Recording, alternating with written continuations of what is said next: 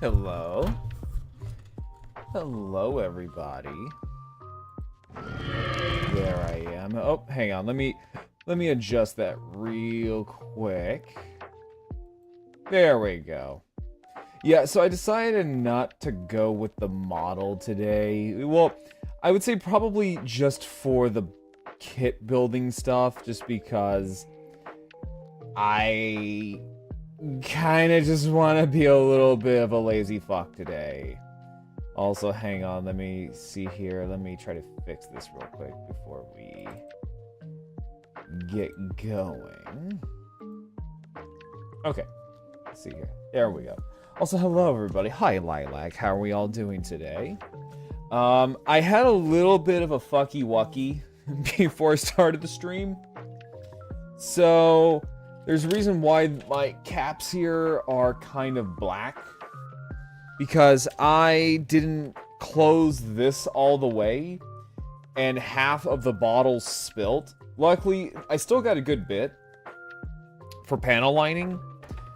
But, I was just sitting here just like in my chair, just like watching streams and stuff like that, getting everything ready, and I was smelling paint. I was like, what the hell is smelling? What the hell smells like paint? What the hell smells like paint? And I turn around, and all of this was starting to pool on my desk.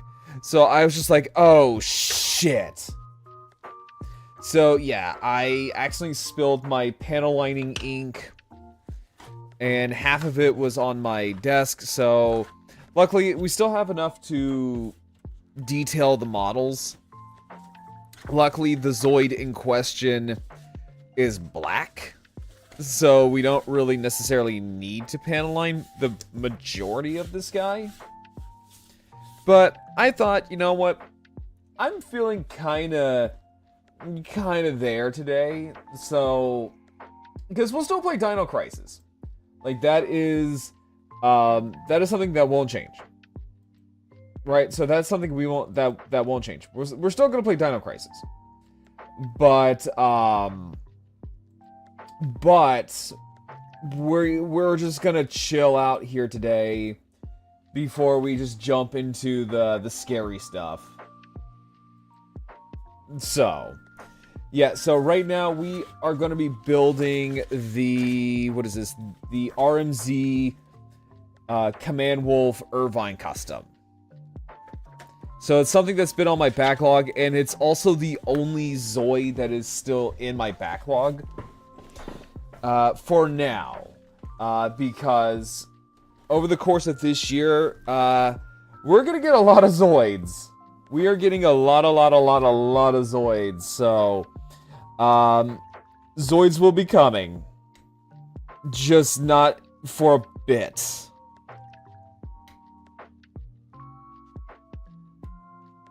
But yes, how are we all doing today? How was your Saturday, everybody? What'd you all do today? Yeah, let me see here. So I need... Oops, there we go. So, yeah, normally this is... I know this is kind of unprofessional just because I would have all these set off to the side. Alright, so I have all these set off to the side. On like another table, but... I have a feeling this guy isn't going to take a whole lot. Normally, these little guys don't usually take up a whole lot of time, unless you're the saber tiger. Unless you're like the saber tiger, which took a good bit just because the waist section was just annoying. And actually, let me see here. Let me change that category.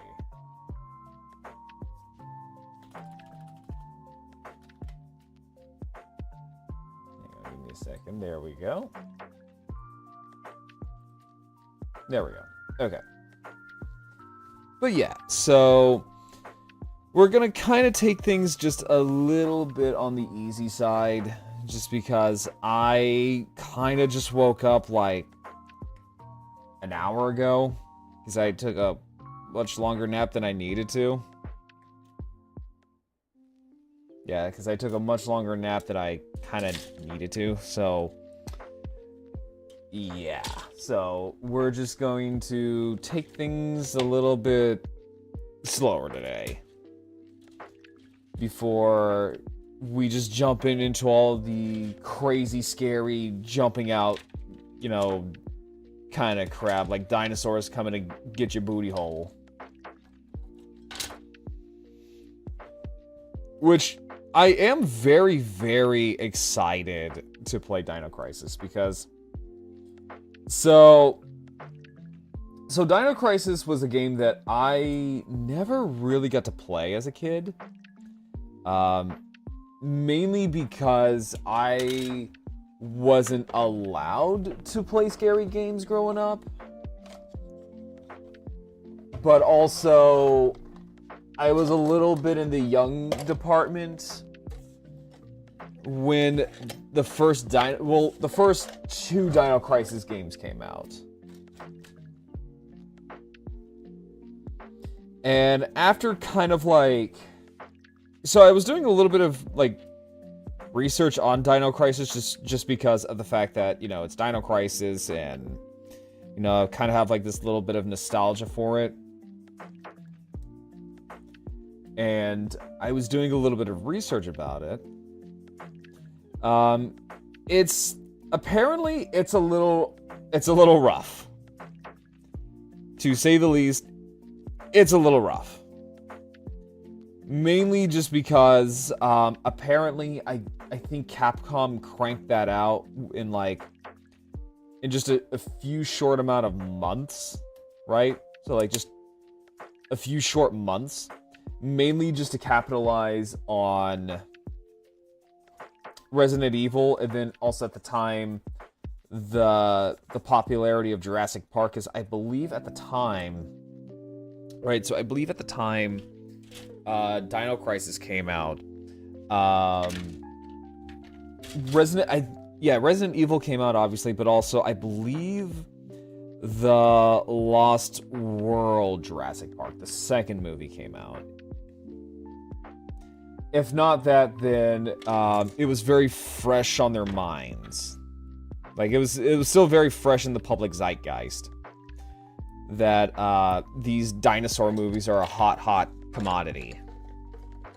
Now, apparently, Dino Crisis 2 is a lot better. But I don't know. I didn't see that in Steam. All I saw was the first game. My friend Dubs apparently said the second game's on Steam as well, but I don't know. I for whatever reason could not find it. Hell, I mean, for me, I couldn't even find the first game on Steam. Yeah, I could not find it on Steam, which is really odd. Yeah, let me see here. Let me find my good old part separator. There we go.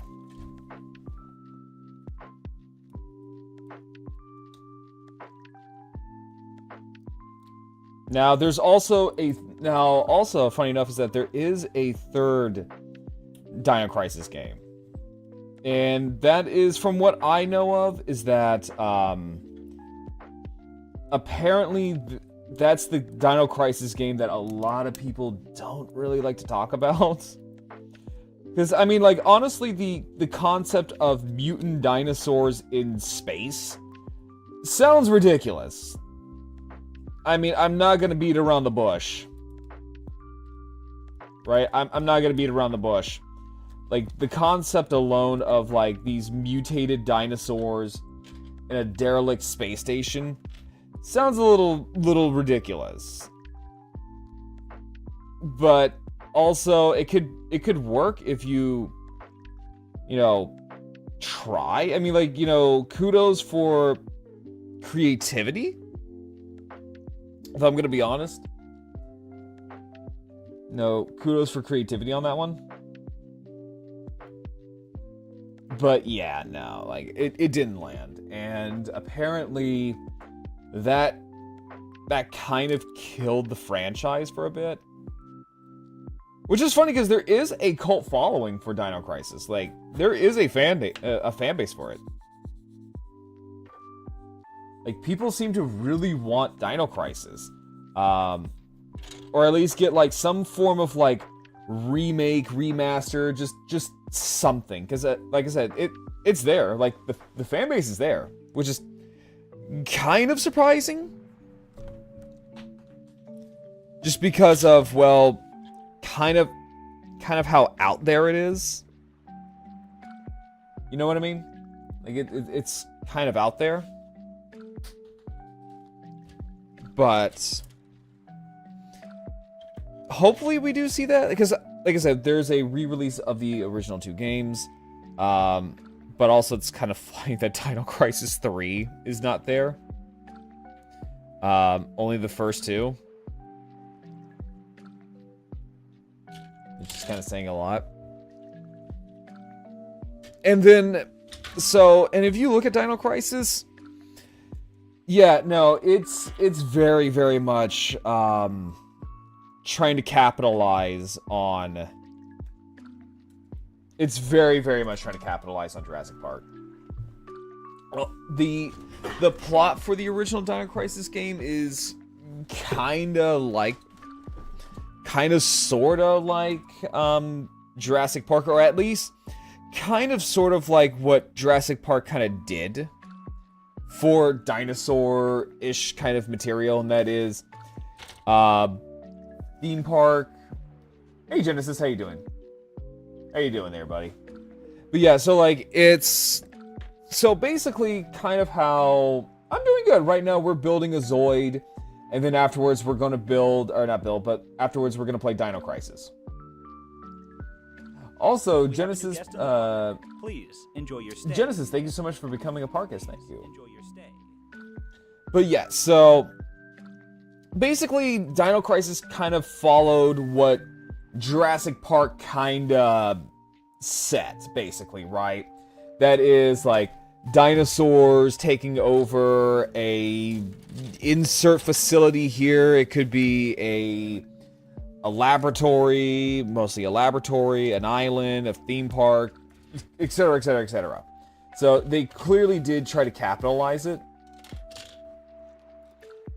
Even down to a lot of the dinosaur designs are very Jurassic Park, for, you know, lack of better term. Like, they're very Jurassic Park in a sense. Where is this tray at? So like a lot of them are very much what is this? That's F. I need P1. What the hell is P1? Do I not have the P tray? That's weird. That is very weird. Why do I not have the P tray? Am I missing it? Let's see here. NP.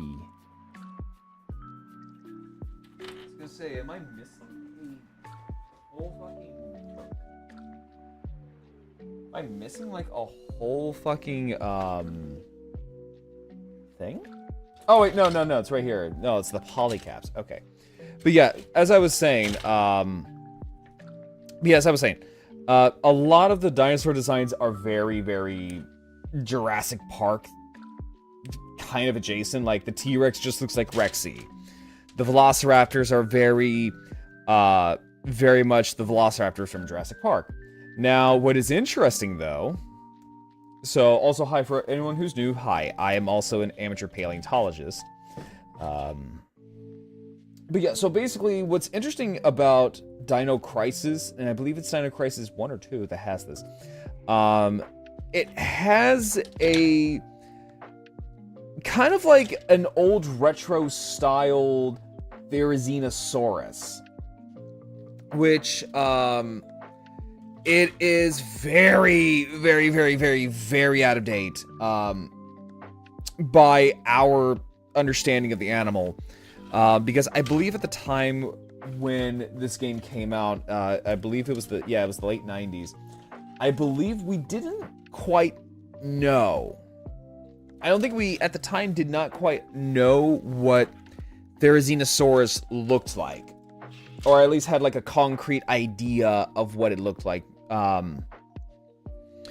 It's why you'll see like in a lot of older, I believe it's like in a lot of older dinosaur material, you'll see Therizinosaurus as like almost kind of, it almost looks like a weird Megalosaurus, or like a weird little generic theropod dinosaur with these big, long, grasping claws.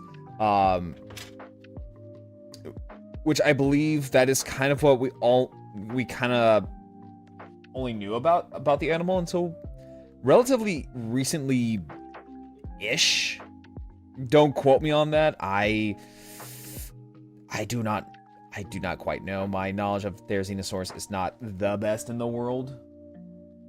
Hey, Dreams, how you doing? Let's see. But yeah, so So that's kind of cool, because we don't really get to see that often. Hey, Phobos, how you doing?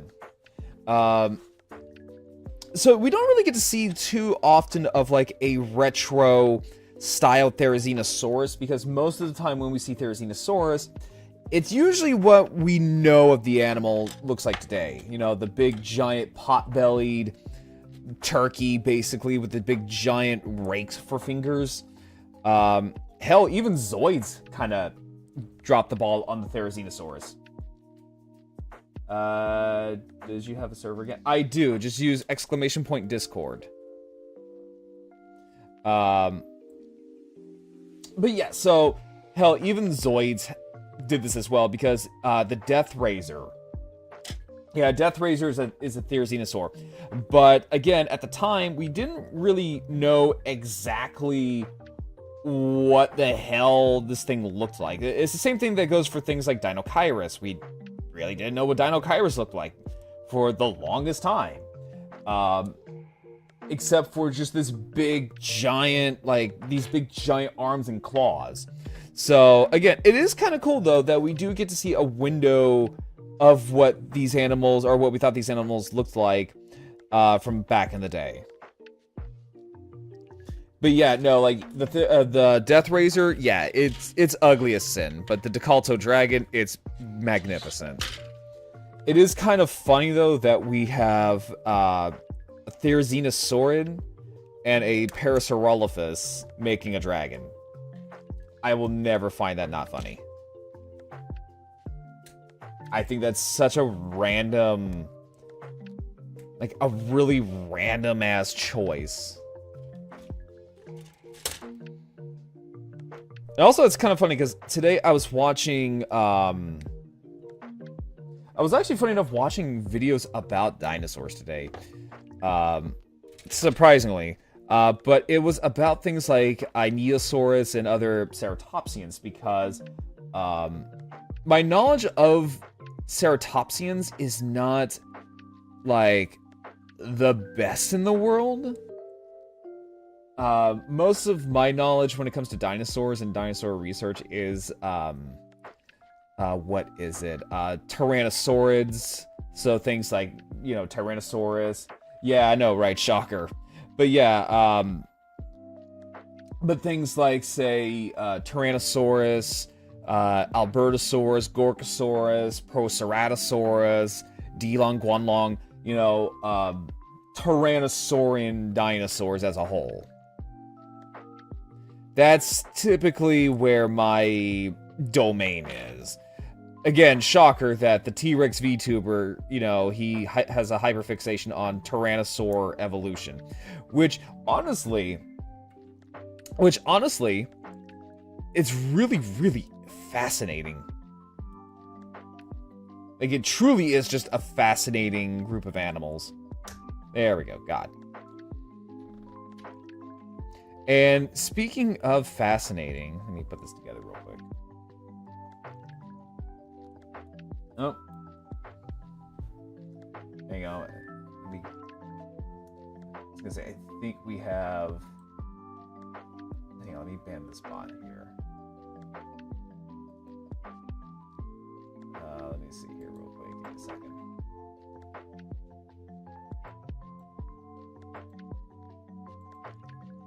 There we go. Okay. But... So, what I think is fascinating about this model kit right now, and I will show this off real quick. Let me just snip this out real quick. So, what I think is really, really cool, and I love this little detail, is this little nape part of the command wolf. I cannot find my damn... The time where I actually need... No, not... Well, yes, the time where I need my penis, but besides my penis. But, no, so... There we go. There we go. Let me just shave that off. Okay. So... This little piece right here, so this is the nape, right? So, on, like, wolves, cats, and stuff like that, this is the nape. And this little piece right here is part of the, I guess you could say it's like the memory banks of the Command Wolf, because in Chaotic Century, the Geno Breaker completely crushes this thing like a soda can. And in order for them to save the Command Wolf and the Lightning Sykes, because the Lightning Sykes was having issues as well, was that they took a little piece of the memory core from the Command Wolf and put it in the Lightning Sykes. So I think that's really cool that they added this little feature. So that's the thing I'm really loving about these AZ-Zoids, or not AZ, RMZ-Zoids, is that they add these really cool little features from like kind of obscure moments from the anime. Like, they did not need to add this, but they did. And I think that's really cool. I think that's super, super cool. But also, if you do want to get something like this, I'm an affiliate with HobbyLinkJapan. HobbyLinkJapan is your #1 hobby store in the world for all of your anime, figure, and gunpla needs. Use my chat command code !HLJA as I take you directly to the website. If not, there is the panels down below. They do ship worldwide, and the best thing about HobbyLink is that it all comes straight from Japan. And also, if you want to drink while you are building your model kits, please check out with my other affiliation, which is Waifu Wares. Use my chat command code waifu to take you directly to their website, and use my code GROWLROUND at checkout for 15% off on all of your online purchases. But yeah, so I think that's a really cool like little feature that they do. And then also a bigger, like a kind of like a bigger feature to this kit is this whole assembly right here. So this is from an episode where Irvine goes to confront Raven, and he arms his Command Wolf to the literal teeth. And it even includes these little like tungsten spikes. Like, it includes these like little tungsten spikes here, where the Command Wolf shoots a missile, fires, and then these things just rain down from the sky, which this is already like kind of terrifying, for the fact that this can also be really bad for you as well, because you can't really control where these things land. So for all you know, like, they can spread out through the battlefield and ping one of your opponents, ping your buddy, and then probably you get got by your own damn missile. Yeah, missile diffusion system. Yeah, no, this is, I wouldn't say this is a diffusion system. This is just a straight up impalement. This is essentially what is called the Rod of God, just smaller. So when I'm talking about the Rod of God, it's a tungsten, it's almost like a railgun in a sense. So what it is that you shoot something from orbit, and it's essentially one of these things, and you just shoot it. No propellant, no explosive, no nothing, just bam. And it just skewers them. The idea was just to limit the Saber Tiger's movements, whether it hits it or not. But also, here's the other thing, is that a Zoid can easily just take one of these out of the ground, just rip it, and just gore you with it. Or if it's got, like, you know, dexterous hands, like, say, an Iron Kong, or, like, a Genosaur, could easily just rip one of these out, and guess what? Now you have a fucking melee weapon. Like, you could just break it off, too. Like, you could just, like, you know, just sit there and grab it and just break it, and then now you got, like, basically a stabbing weapon.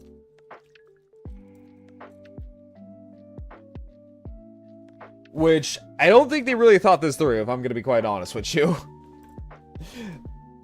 Looking at something from, like, the perspective of, like, someone who does, like, military stuff, this is not a good idea. I mean, yes, it hinders something like the Saber Tiger, but at the same time, you're also gonna run the risk of, getting gored by your own thing. And or, congratulations, you just provided a handheld weapon to the enemy. I think the weird box shot, like 20 or 30 of those things, so it just made a field of big metal trees that are either gonna impale or just be difficult to move around. Yeah, like, you're not doing anything, you're just being annoying. Like, all it is just, you're just being annoying. It's like, congrats, you just made the battlefield just a mild inconvenience. It's like, okay, cool, I could just go around, or I have guns, I can just shoot the damn things. Or if you're just a big enough Zoid, you could just mow them down. I mean, it's really not that hard.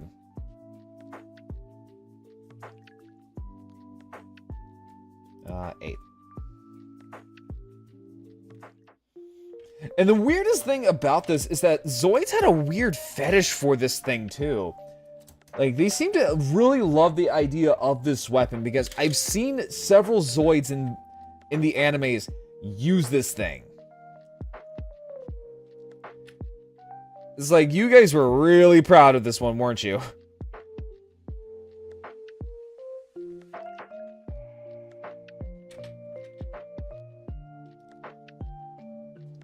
Removing the Saber Tiger's movement makes it way less of a threat, though. Yeah, but, like, it makes it less of a threat, but also, it still has its armaments. Congrats, it still has ranged weaponry.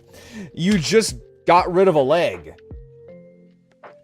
And, like, even if you didn't, like, impale the Saber Tiger with this thing, it can still maneuver and snake around.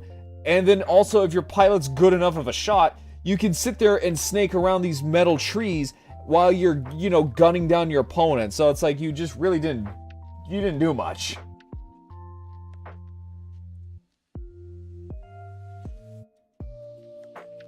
Let's see here, removing, see here, Gordos had them as well, which makes more sense. Yeah, no, like, the Gordos is essentially just a mobile platform. Like a mobile heavy-duty platform weapon.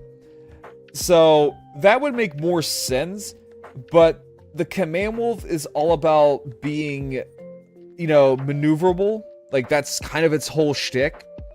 So why would you load up why would you rock up to something that you're gonna... So my question is, why would you rock up to, like, something that is equally, if not more maneuverable than your own Zoid, with a Zoid that doesn't have that much armor to begin with in the first place? Plus, the whole thing about your Zoid is maneuverability.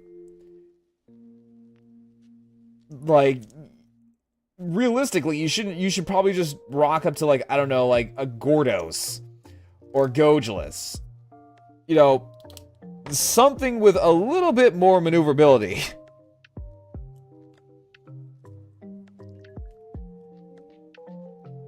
See, yeah, but the Saber doesn't have much of a mid to long range weapons. Still, it don't matter. Again, if your pilot's good enough of a shot, you could still kind of, you know, get the job done. Plus, again, you know, it's a sentient creature, but also it's a mech. So if you just impale the Saber Tiger's leg, which it did, just rip off the leg and you go, okay, cool, I'm still gonna get your ass. I mean, either way, your ass is pavement. Well, if you can get the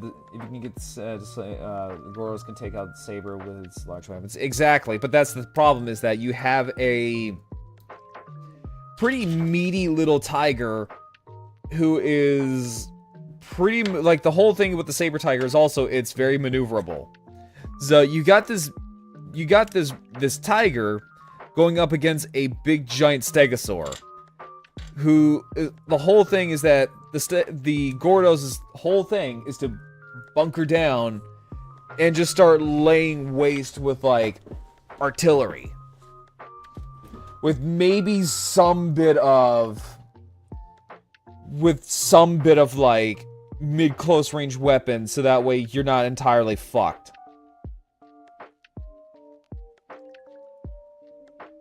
Let's see here. Now, to be fair, ripping off a limb and continuing the fight's pretty wild. They didn't expect him.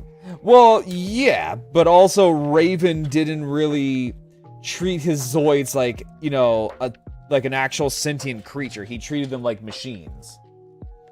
Like in Gundam, if they impaled a Zaku's arm, well, guess what? They'll just pop that off and just start, you know, coming at you because it doesn't feel anything. With a Zoid, Zoids feel pain. Like, Zoids actually feel legit pain.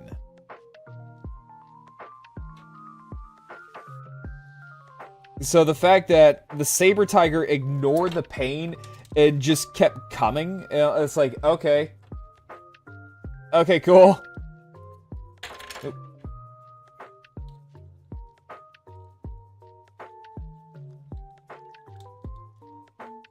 He's really, really rough on his Zoids. Well, yeah. Because again, he treats his Zoids like machines instead of like, you know, an actual creature.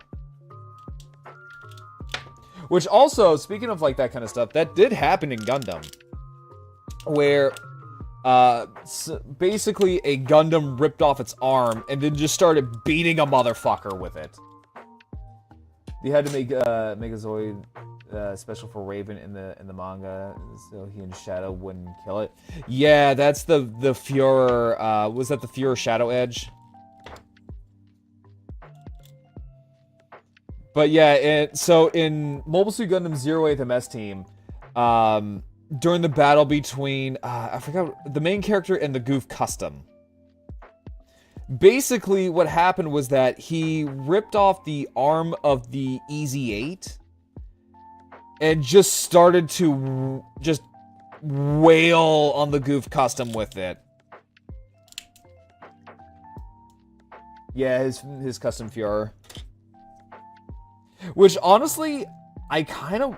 Okay, since we're getting, like, just an onslaught of, like...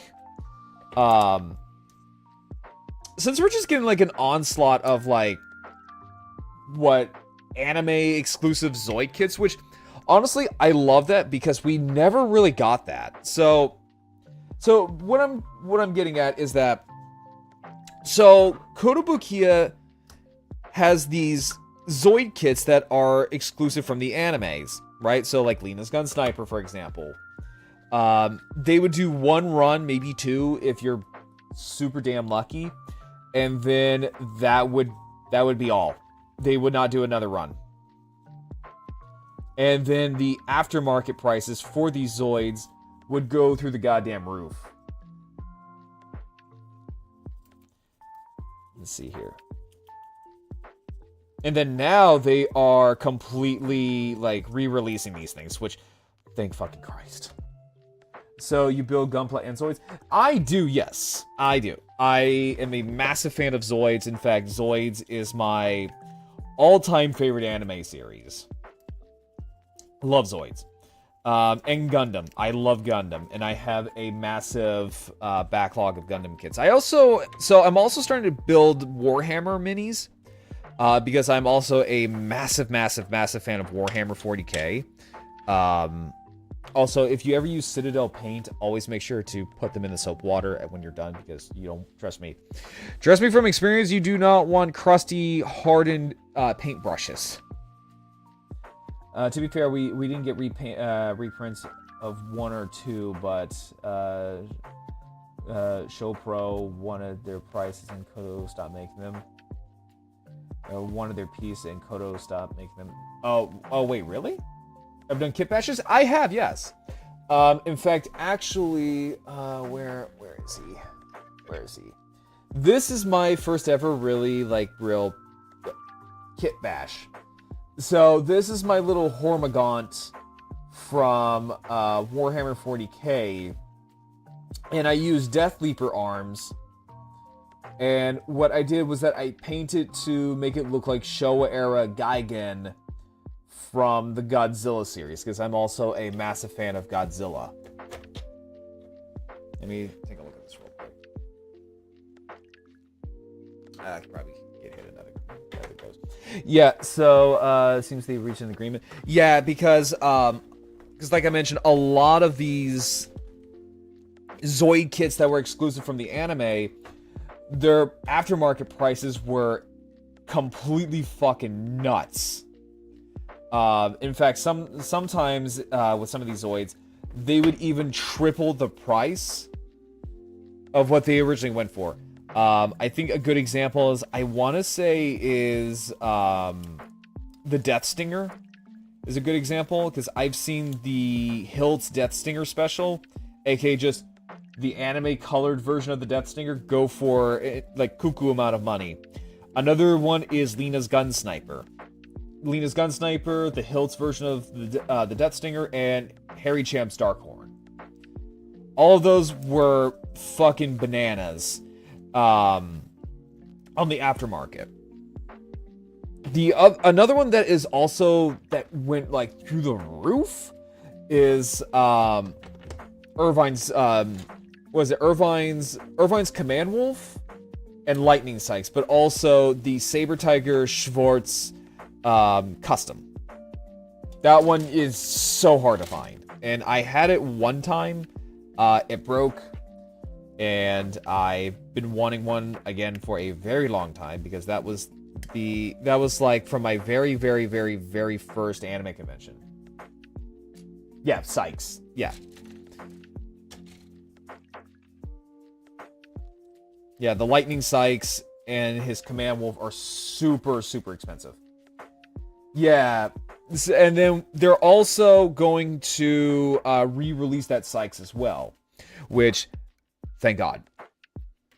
And as soon as I saw that, I made sure to put down a pre-order for it because I have always wanted that version of the Lightning Sykes, just because of the armor alone.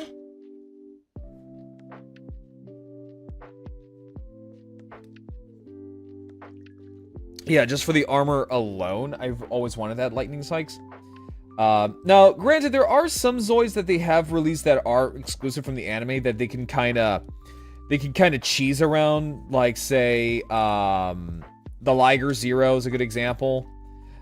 Because the Liger Zero is not really exclusive to BitCloud. You can just get away with it as a generic Liger Zero. Same thing goes for like the Terrace. The Terrace is also a Zoid from the anime where they can just kind of cheese it and go, it's just the generic Terrace.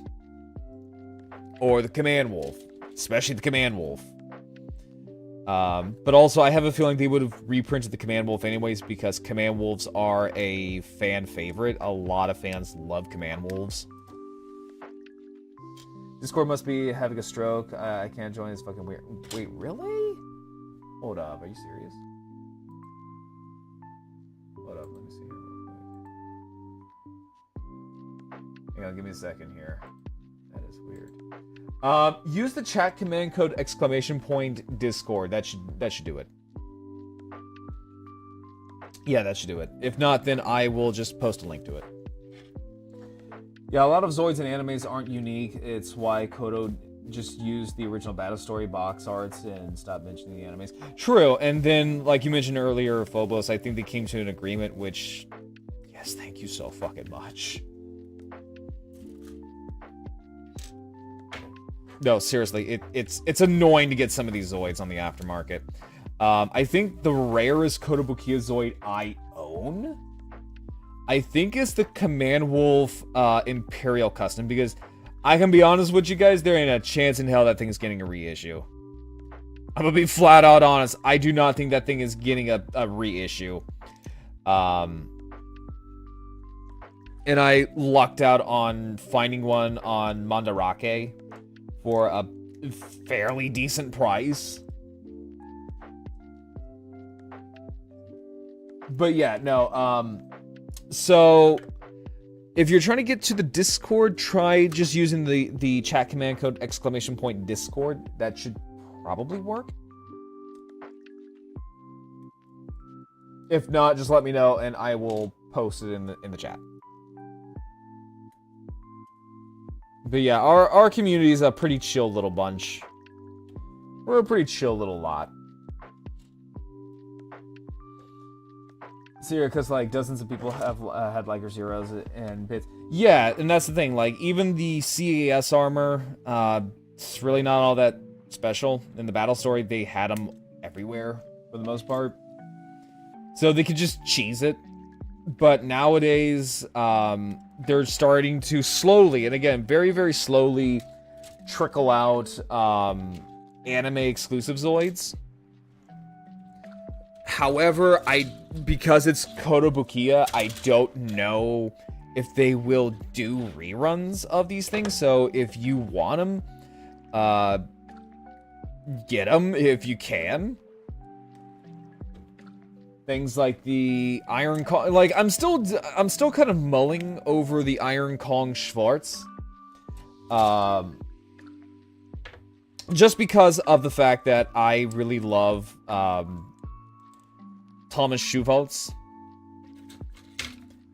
And I love that particular variant of the Iron Kong, but for me, I'm like, well, I already have an Iron Kong. I have the Iron Kong PK. And the only thing that's separating this one from the Schwartz version is that it's just black and red, and it's got the laser Gatling unit on it. And the Iron Kong, from my experience from building the damn thing, is that the rib cage is very it's not hard. So that's the thing. So like the rib cage, it's not hard, right? It's not a hard thing to do, but it's just annoying.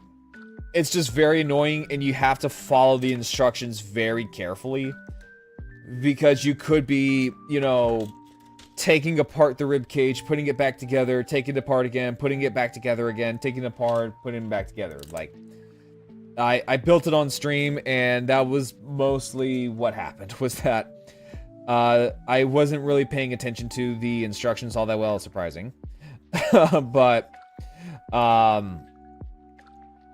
But yeah, so like, I wasn't really paying attention to the instructions all that well, and I kept getting kerfuffled by little pieces here and there that were meant to go inside of the rib cage.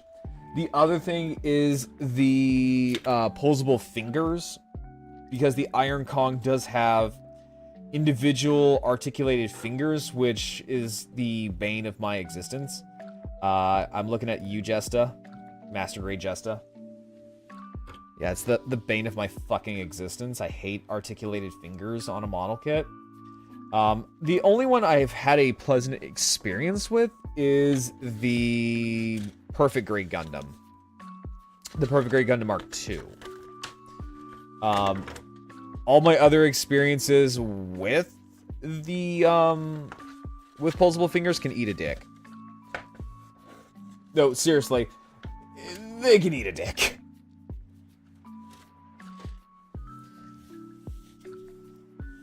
And the Iron Kong is no different. The Iron Kong's fingers are very, very much a ginormous giant pain in my fucking ass. I hate them. But the Zoid that you get is a very, very beautiful monkey. So, I don't know. I'm still kind of flip-flopping on him. I might just snag it because I really do like it. But I don't know. But also, if you want to order from HobbyLink, I would say do it. I would say do it. But the problem with HobbyLink is that you have to kind of be ready to lock in, essentially. And what I mean by this is that you have a window to order or cancel your pre-order, and I think this is mainly because of the tariffs. So, thanks, Trump. But yeah, it's mainly because of the tariffs, where they kind of put a cap on people canceling pre-orders after a certain point. So basically what happens is that once that pre-order window closes, that's when the cancellation window closes. And yeah, a lot of people are not happy with that.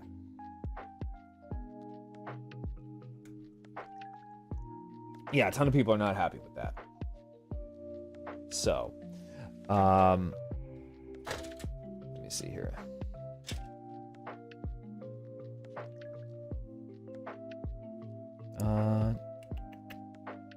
There we go. P. But honestly, these little guys right here, so the RMZ line, I kind of do recommend these for like people who want to get back into Zoids, like if you remember these from like your childhood, I would definitely say like pick one of these guys up. They're not that expensive. I mean, they're like what? I say they're not expensive. It's like, oh well, they're like $30, $40 a pop. Yes, that is a bit of money if you are willing to just drop on something like that, but also at the same time, if you're a collector, it's really not much, especially considering that you have things like Transformers that are like double the price nowadays. But no, like if you do want something that's not too complex and you want like a little Zoid on your desk, I would totally say like grab one of these guys.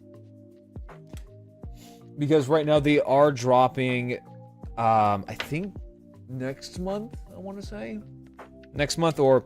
No, I think it's in June that they are going to release the Red Horn, which is, I believe, their first bigger... No, I wouldn't say bigger, more of like their more medium-sized Zoid. Because they've done the bigger one with like the Iron Kong. And I see a lot of Zoid collectors from Japan just having a fucking field day with him. Like, a lot of people are posing the Iron Kong and the Ultraman Specium Ray attack, where it's like that. Which also, I'm a huge fan of Tokusatsu. I basically grew up on Tokusatsu. I live and breathe the stuff. So, I'm pretty much like just your overall, just your overall nerd. You know, I love Transformers. In fact, actually on my desk, there is Galaxy Convoy on my desk. For like those who are new to displays, like I'm a very, very nerdy person. I wear my hobbies and my passions on my sleeves, and I do not give a shit. I do not give a shit. Like, at all. Let's see. So I need... Oh, wait, hold up. I think this is the back leg. I think that's a back leg. Because I'm snipping this out, I'm like, wait, hold a flying fucking second here. This isn't the other leg. This is a back leg.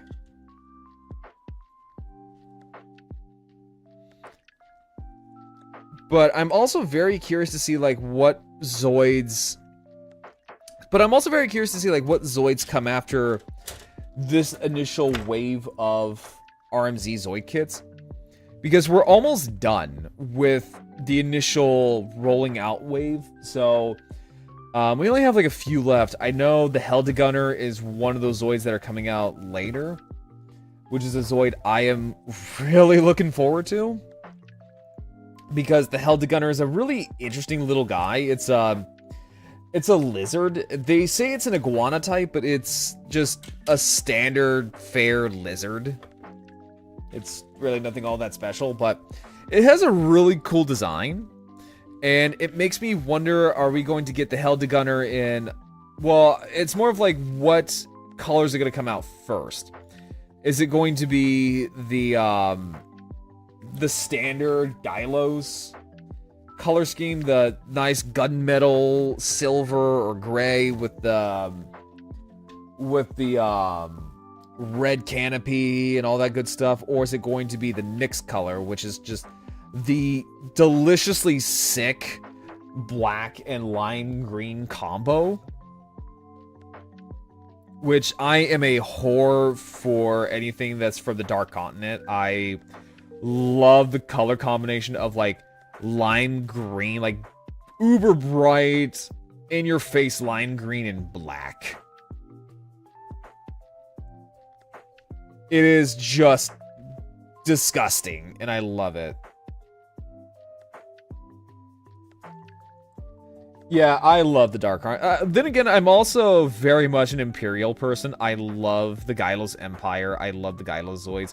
Which is funny because I would always say my go-to Zoid is a Gojulus. Like, genuinely, like, if I were in Zoids, I would honestly say my go-to, my preferred Zoid would be a Gojulus. Or a very heavily customized, close quarter combat, heavily armored variant of a Berserk Führer.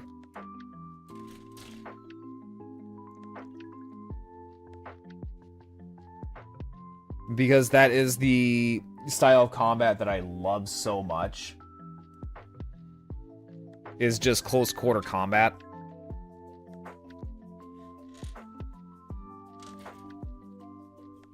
Like, big, tanky, heavily armored, you know, mechs that are designed to just take a beating, but also whip out the giant beat stick and just put you in your place.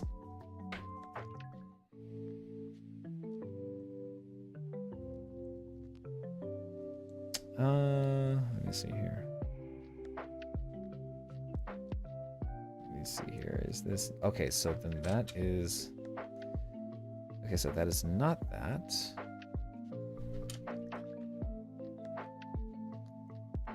So, I mean, tech in general, Zoid theft is pretty common.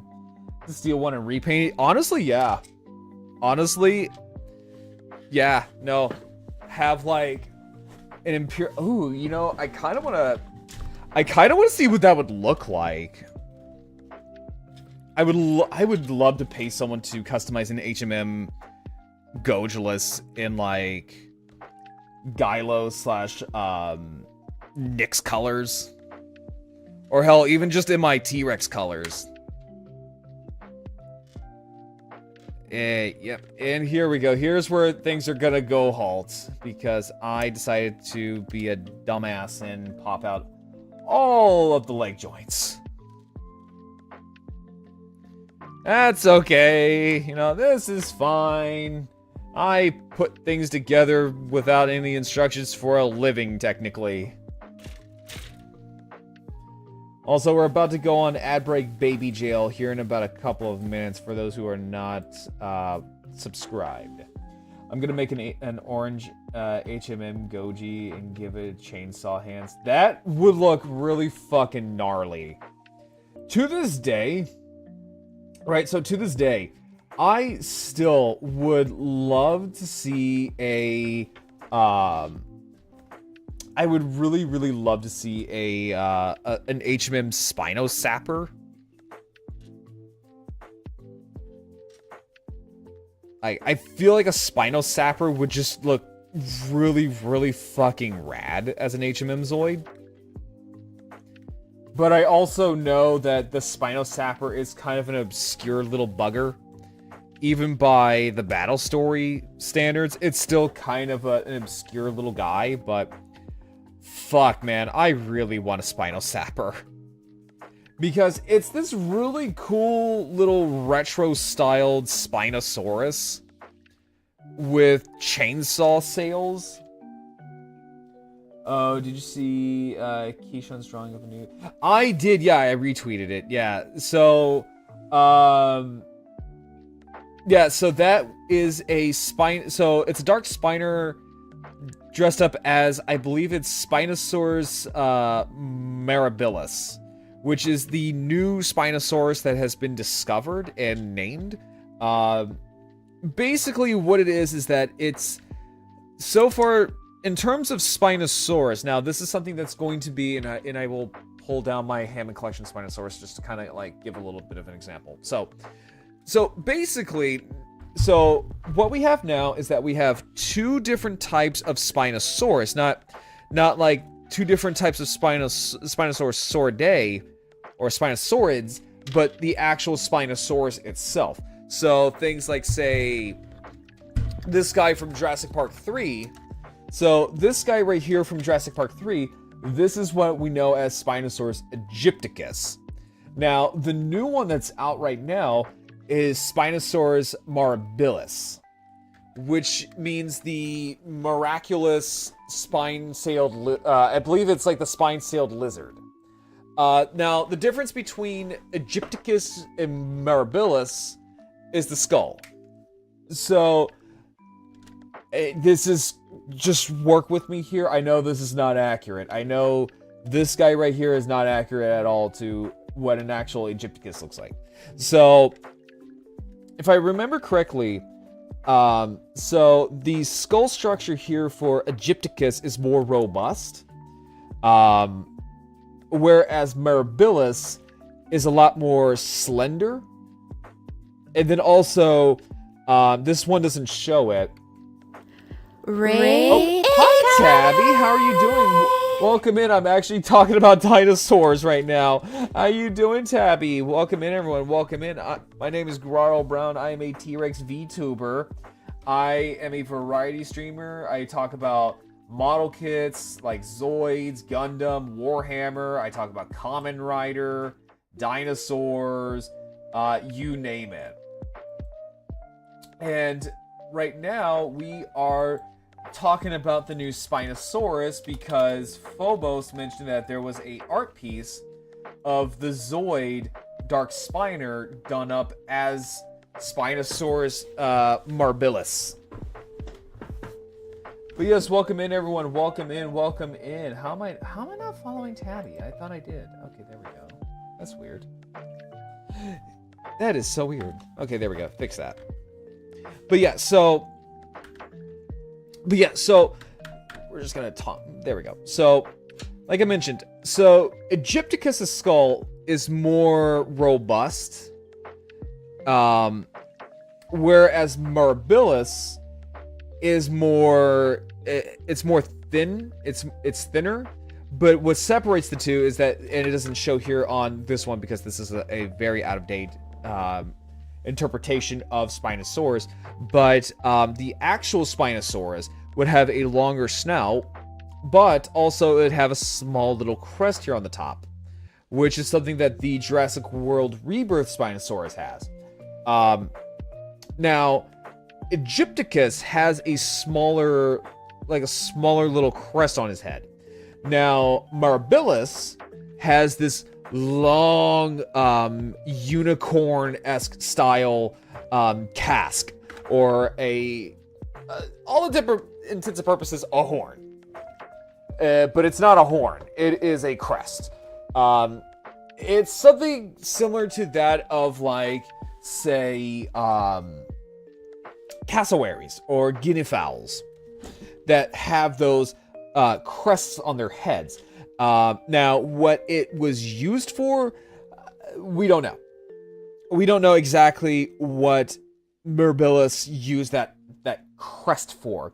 Now, for cassowaries, they kind of use it almost as like, I guess you could say they mowed down the vegetation as they ran. And also used it for sexual dimorphism and display. They are definitely not crests used for, like, combat, right? They are not a weapon. So, but it's really cool though. It is really cool. It is from the country known as Niger, and Niger has had a few dinosaurs that are a little bit on the goofy and weird side. And I really want to try to find the toy. Also, welcome back from everyone who's from Adbreak Baby Jail. Because I was mentioning to chat about the country of Niger, and because Mirabilis is from Niger. And Niger has a kind of an interesting, like, little group of dinosaurs. Nigersaurus comes to mind because Nigersaurus is a sauropod dinosaur, but what's weird about Nigersaurus is that it has a mouth that is almost like that of a vacuum cleaner. Because it has this I can't draw a picture, but it has this very broad, like, mouth, like what you would see on, like, a vacuum cleaner. And inside that vacuum cleaner is filled with all these like peg-shaped teeth. So it is kind of an interesting animal, and I believe Nigersaurus was like a smaller sauropod dinosaur, aka what we know as long necks, thanks to things like Land Before Time. But also Africa as a whole is just a weird little hodgepodge of just kind of out there designs for dinosaurs. A good example are things like in Madagascar, because we have things like Majungasaurus for a good example. And Majungasaurus is just a weird, like, kind of out there dinosaur, because it is part of what is known as abelosaurids. Abelosaurids are things that, you have things like, I believe, like Scorpiovenator, Abelosaurus itself, but the most recognizable dinosaur from the group is this little guy right here. Yes, I have dinosaurs on my desk. Is this little guy. So this is Carnotaurus, which is an Abelisaurid dinosaur. It is probably single-handedly the most popular of that group. And Abelosaurs are just bizarre. Like, just in general, Abelosaurs are just very, very strange. Because they are more or less mid-sized carnivorous theropod dinosaurs. And what is strange about them is this. So they're descendants of things like ceratosaurs. But Abelosaurs, for the most part, if I remember correctly, all have these teeny tiny little arms. Carnotaurus, now in a lot of pop culture, Carnotaurus has been shown that it could bend its arms like this. Which in reality, they can't do this. In reality, Carnotaurus does not have elbows. They don't. Their arms are so vestigial, meaning that they are non-functioning, that they would look like this. And this is how I usually like to display my Hammond collection Carnotaurus. Is with its arms to the sides, because the actual Carnotaurus doesn't have elbows. But also, what's weird is that it can also unhinge its jaw like a snake. Yeah, it's got mitten arms, or as I call them, midget hands. And what's interesting about this is that the real-life Carnotaurus can actually unhinge its jaw like a snake. But what's also really terrifying is that these guys are built for speed. This is essentially the dinosaur equivalent of a cheetah. This is the unholy offspring of, like, a cheetah mixed with, like, a torpedo. And unlike in Disney's Dinosaur, these things right here are not very big. Like, they're not like the big giant T-Rex looking monsters like in Disney's Dinosaur. In fact, actually, their horns here probably were a lot longer, because this just shows just a straight bone, but a lot of horned dinosaurs would have keratin, like a rhino. So we might have these big giant bull-horned dinosaurs using their skulls and their horns to just kind of butt at each other, or they could have just swung at each other with those horns. We don't know, but for the most part, we believe that they use their heads to just push and shove on each other. How many have we found? I'm not sure. I'm not entirely sure on how many. I think we only have one holotype specimen, which has body armor. Right, so that is something that the Carnotaurus from Jurassic World has gotten right, is because this thing does have a lot of osteoderms, which shows that this thing in life did have scales, but also it did have body armor. And it's also funny because there is, I believe it's an Abelisaurid that is named after a dragon from Game of Thrones by the name of Meraxes. I think it is an Abelosaur. It might be a Tyrannosaur. I think it's a Abelosaur, I want to say. I want to say it's an Abylosaur.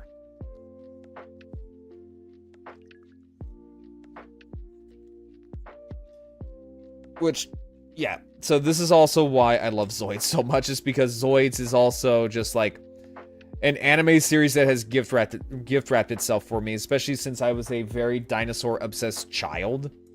A lot of Zoids are based off of prehistoric animals.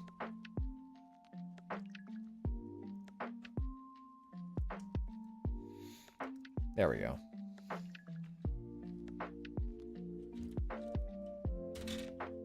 Which we don't have, and this is kind of sad, so we don't really have any Abylosaur Zoids. And I really wish we had some, because I would love to see a high-speed little brawler Zoid that's based on, like, a Carnotaurus, or a Meraxes, or Scorpio Venator, or something like that, right? Something akin to that. We have a new guest in the park. Please. Big Cheese, that is a name. Big Cheese, thank you for becoming a park guest. Thank you, thank you. How are you doing today? How are we doing today? Working on Gachikasm. Well, welcome in, welcome in. There we go. Let's see, I'm okay. I found you from other dinos. Nice! Yeah, there's a lot of us around. A lot of them are really, really nice. Yeah, a lot of dino VTubers are really nice people. Dinosaurs everywhere. Yeah, honestly, yes. Yes, there are. Like, there is a lot of, like, dinosaur VTubers.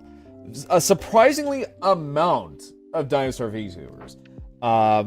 Hell, we have dinosaur VTubers in, actually, I would say probably the biggest dinosaur VTuber out there, is, Gerard Rexford from, Hollow Stars. Which is really, really cool. Does Red count? I want to say yes. Yes, she does. What kind of dinosaur she is? Yes. Yes. Gerard to speak. He really is, and he really shows that just about all T-Rex VTubers are fucking gremlins.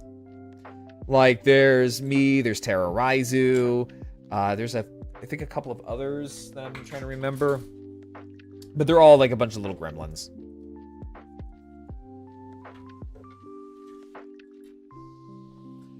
Is it, base god, that's why you're all in a museum? Honestly, yeah, kind of.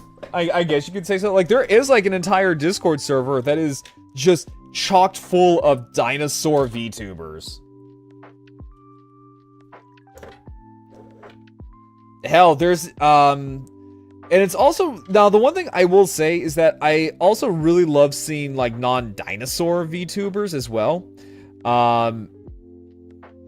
So, things like, say, there's Croc. So, Croc is not a dino, he's known as what is a Dinosuchus. And a Dinosuchus basically is just a big giant murder crocodile. Right? Like, I believe it is, if I remember correctly, it's either Dinosuchus or Sarcosuchus. Or it could be both, but basically calling Croc a croc is not wrong, but it's not right. Basically what I'm saying is that, so Dinosuchus is, if I remember correctly, it is a crocodilomorph. It is not a crocodile, or I guess you could say a true crocodile. So what I mean is that, so in the animal kingdom, you have things like crocodilians. So you have things like your caimans, your alligators, crocodiles, gharials, false gharials, etc. And then you have the crocodilomorphs, which are kind of like their ancestors. So you have things, slash their cousins. So you have things like, say, you have things like Sarcosuchus, you have Dinosuchus, you have Postosuchus, Caprosuchus, all that stuff. Now I would say Purusaurus is a crocodilomorph, but no. Purusaurus is a alligator. It is a species. Oh, actually, no, I'm sorry. It's not a species of alligator. It's a type of caiman. It's a prehistoric relative of the caiman, which I believe also belongs in the alligator family. Yeah, I am a big giant knowledge of when it comes to paleontology. But yeah, so there are a few non-dinosaur dinosaur VTubers. Like there's Croc, there's a couple of caveman VTubers, like there's Tuntum. Yapping about dinosaurs too. I love dinosaurs. Oh good, you're in the right place. You are in the right place. But yeah, so there's a few that are non-dinosaurs. There are things like there's Tuntum, which is a cave woman. She's the one that I kind of got tech advice from. Which, honestly, on paper and saying it out loud that I got tech advice from a caveman is kind of funny. Right? So, God, hang on real quick. My dogs are yapping up a storm. Give me a second here, guys.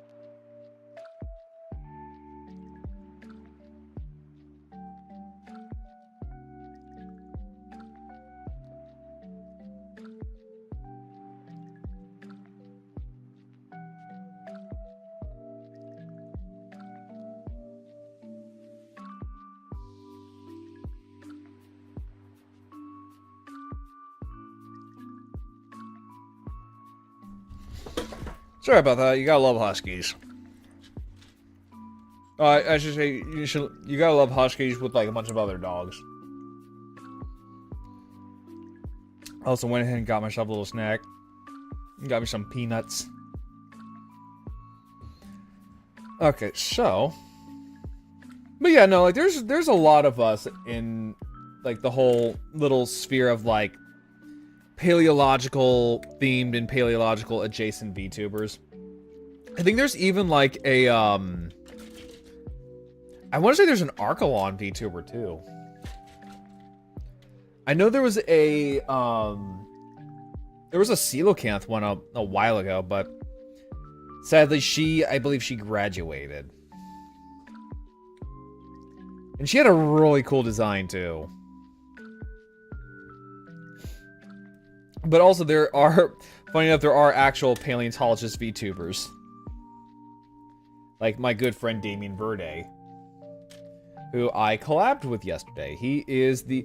Damien is known as the Dino Dad. Because we love Damien in this house.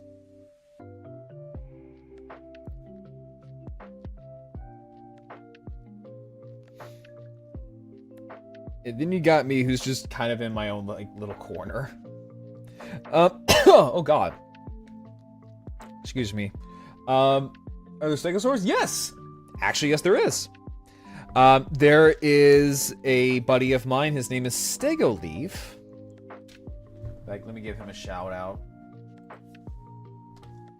Let's see here, shout out to...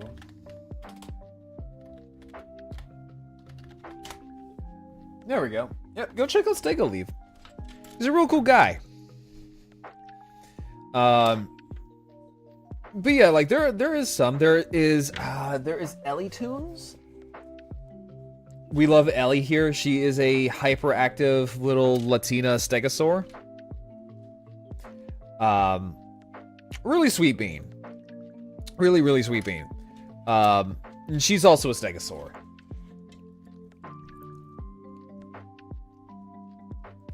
I believe there is 1 or 2 Triceratops or Ceratopsian VTubers. There's tons of raptors. The one thing I will say though, as I kind of like been around since I've been like in the VTubing scene, especially with like prehistoric VTubers, there's a lot, and I do mean, and I can't emphasize this enough, there is a lot of Carnotaurus VTubers. That is the one dinosaur I was very, very surprised that there is a lot, like a surprisingly amount of people are Carnotaurus VTubers.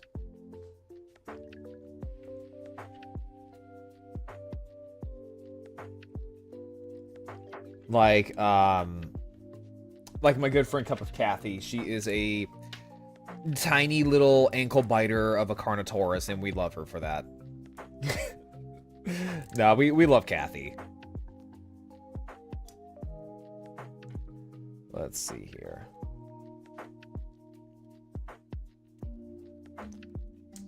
Because if you ever check out Cup of Kathy, tell her that Grarl sent you, and also tell her that she's a small little femboy.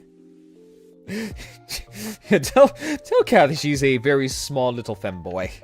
She loves hearing that. No, I'm just kidding. She's not a femboy, but she is very tiny. No, she's not a femboy. Calm down, Phobos. She's not a femboy. But she is bratty. She is a very, very bratty dino. And I do love poking at her.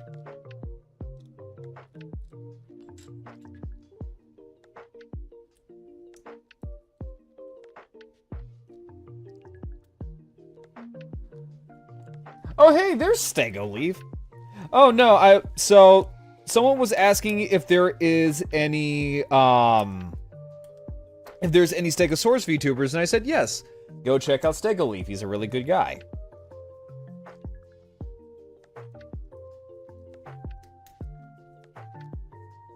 And then I was saying, like, go fuck with my friend Kathy. There's 4 that I know. Yeah, see, there you go.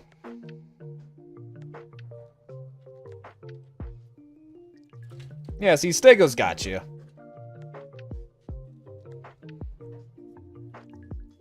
Yeah, Stego's really cool. If you like things like Kamen Rider and Tokusatsu, he's your guy for that. I'm also a huge fan of Tokusatsu as well, but he's he probably a little bit more. In the best way possible, Stego, in the best way possible.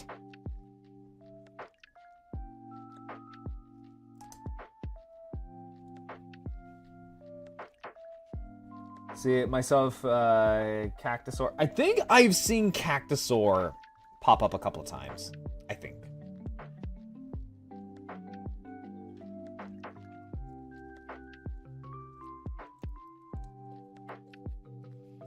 Yeah, for me, I just kinda stick to my own like little corner half the time.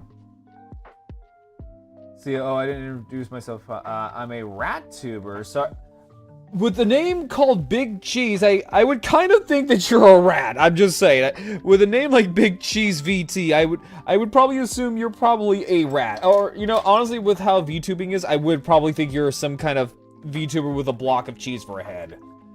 We have something like that. Hey, Rama, how you doing? Hey, going to get some food, be looking for a bit? Yeah, no, thank you for the raid, and thank you for stopping by, Kathy. It's always nice to see you around.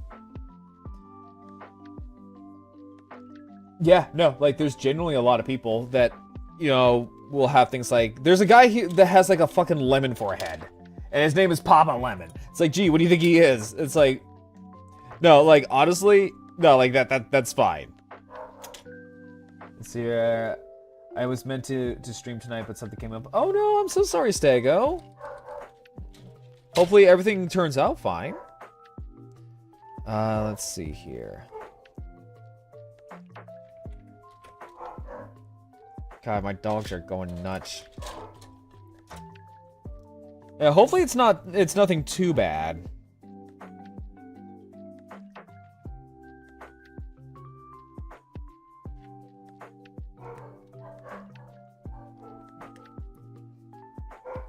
Let's see here. See, keeping my eye on the greater VTuber community. Yeah, you do a good job at that. Just personal stuff? No, I get you. I get you. No worries. No, I just hope everything turns out okay. It's been I think it's been a week for everybody. If I'm gonna be honest, I think it's been a week for just about everybody.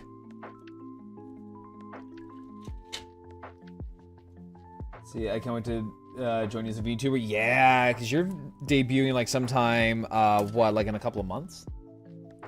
I had for dinner last night. It made me look it up and I noticed some flavors that I kind of want to try, especially peanut butter, fluffernutter. Honestly, I'm not gonna lie, fluffernutter just sounds nasty. In May, yeah, in May. Yeah, no, I can't wait for that. By the way, Guerrero, what are you building? I am building the RMZ Command Wolf Irvine custom. It is from the anime Zoid's Chaotic Century. So far, it's been a fun little build. It's good for like people who want to get back into Zoids. And they don't want to break their bank and their balls for, like one of the higher end Kotobukiya kits, because trust me, as someone who collects them and Phobos as well, they break the bank and your balls quite a bit. But yeah, these right here, they're pretty inexpensive little buggers. And normally they don't really take that long, honestly. Not my balls. Oh yes, no. Welcome to the world of collecting and building Zoids. This stuff will absolutely 100% break your testicles. This is your cock and ball torture. I hope you have a nice wallet. Let's see here. It's the same Command Wolf in the battle story. So Koto released an Irvine Command Wolf that I'm not associated. That is not associated with the anime. Oh, wait, really? Actually, I did not know that. Let me see here. Just got up. Funny enough is that the basically dies in. Yeah, because like his Command Wolf just cannot catch a break. Like it seems like this little guy just can't catch a break from, you know, getting killed. There we go. I think that's correct. Let's see here. So there's a little slot here, and looking at it.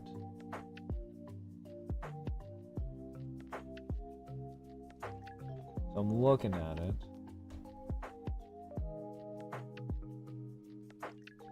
And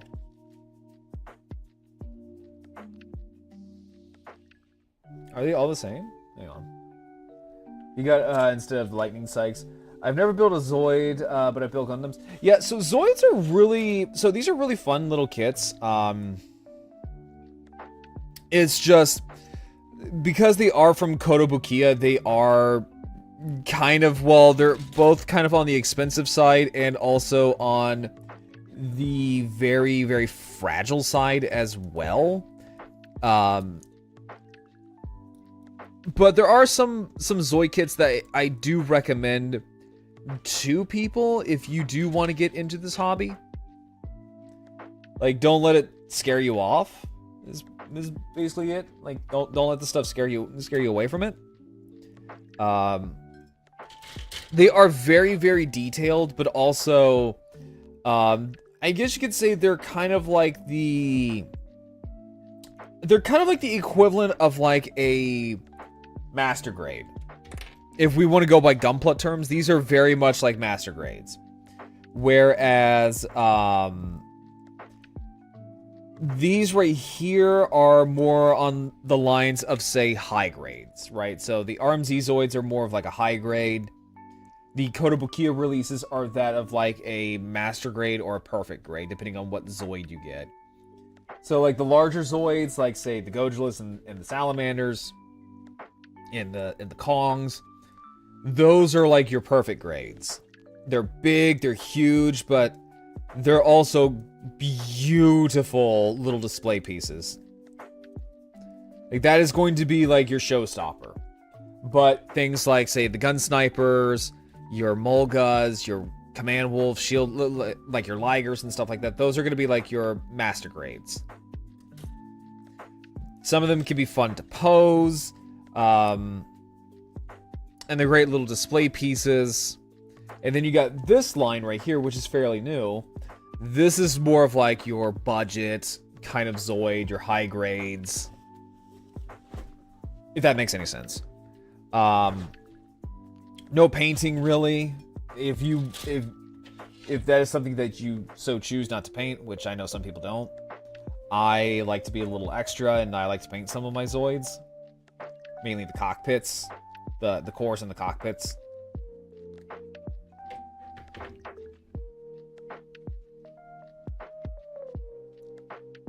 Let's see here.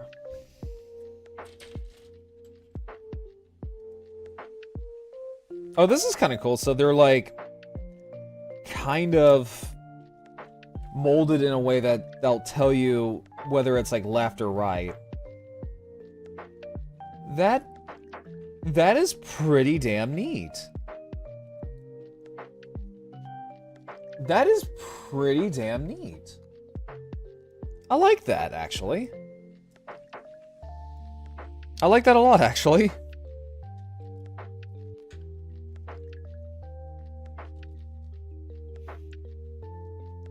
But yeah, I also have like a huge Gunpla backlog that I do need to work on.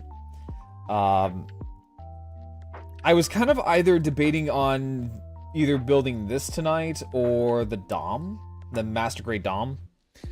But I'm like, I want to do something relatively quick, and I want to play Dino Crisis, so the Command Wolf it is.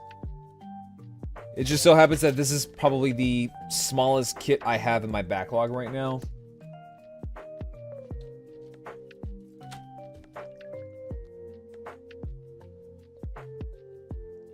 Yeah, this just so happens to be the smallest kit in the backlog. And it's a kit that you could probably knock out pretty quickly. Like right now, we're almost halfway done with this little guy. Like we're already an hour and 30 minutes in, and we're pretty much halfway done. Just need to make the back legs and the weapons, and then we're pretty good.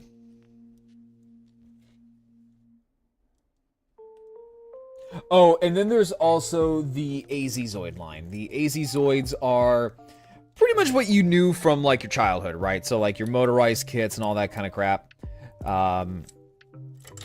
So those are going to be a little bit on the more pricier side, but they're also something that if you want to relive your childhood and go, oh yeah, no, like this kind of fills me with childlike wonder, then that would be probably the Zoid for you. They have a pretty good little variety. They have things like the Death Soarer. They have the Blade Liger, Shield Liger, Liger Zero. And they are just coming, they're just now starting to come out with the Liger Zero X as well. So you have a pretty good little roster to choose from. And then they also did the Fire Phoenix. So you have a Fusor as well, which I have the Fire Phoenix. It's not bad. It's nothing to really write home about. But at the same time, you know, it's the best that they could do with like a modern rendition of a Fuser Zoid, which was basically like a Zoid that the whole gimmick was to just disassemble and recombine them. So it looks a little rough, right? Like it looks a little rough in some patches, but you kind of have to make do with what you got. If I'm gonna be honest with you. Oh, hang on. Yeah, you kind of have to make do. But the Fire Phoenix is not that great. Or no, not that great. It's not that bad. Let's see here. You know a lot about the stuff. Hang on real quick. My dogs are going nuts. Sorry.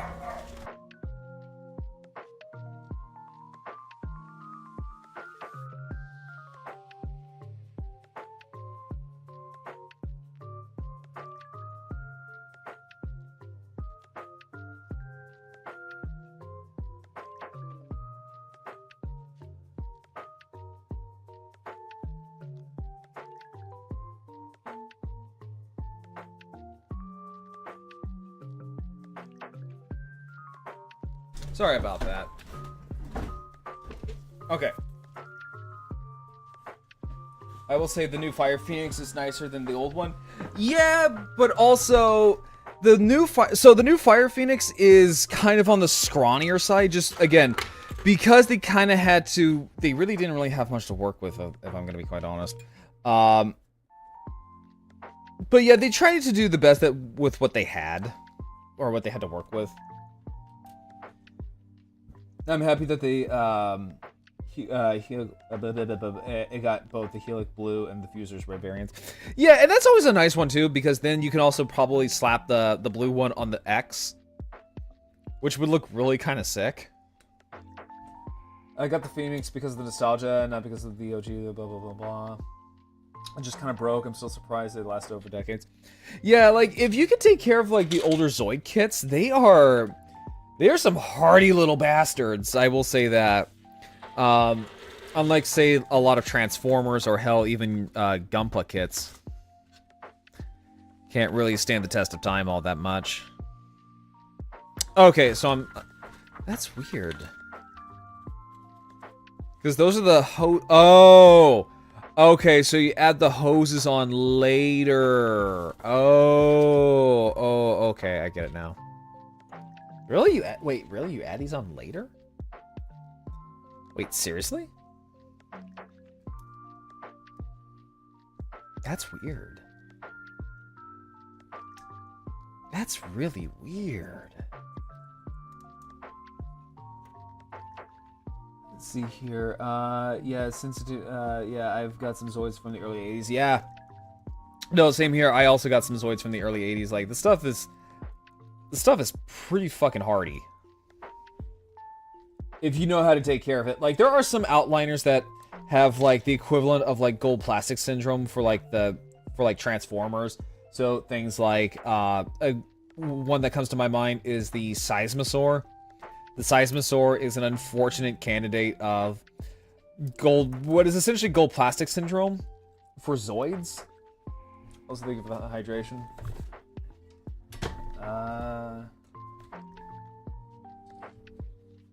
Let me make some more tea. Pause for check.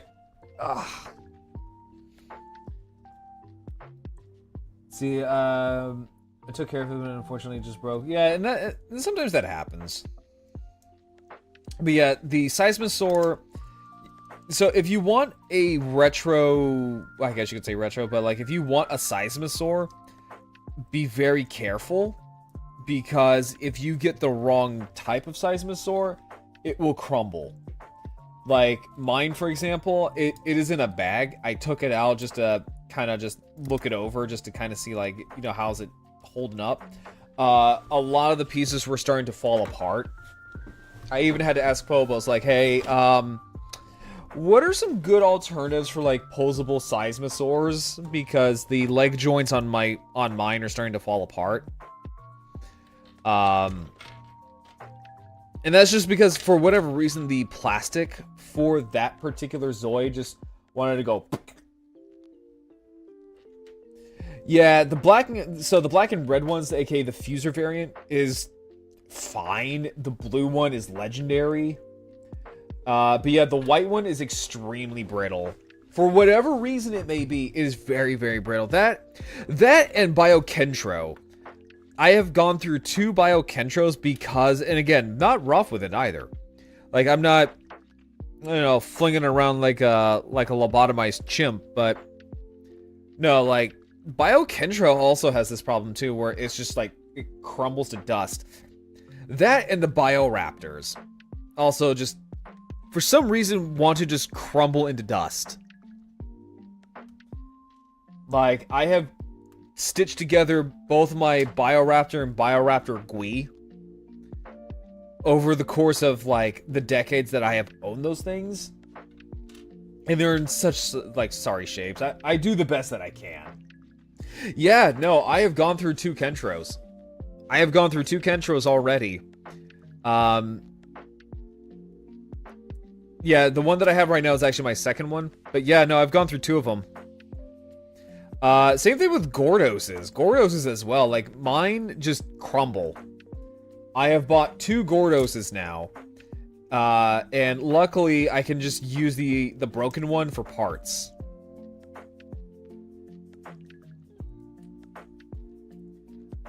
See here, the Moto PK, so, but not the HMM. Wait, what's the Moto PK?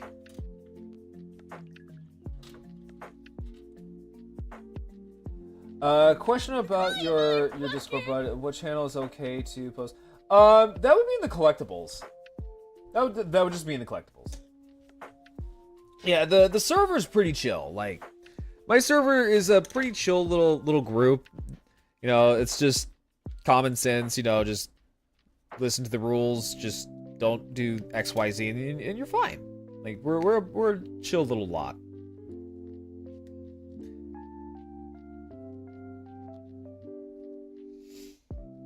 Also, hi KZ, how you doing? Also, thank you for redeeming your park entrance.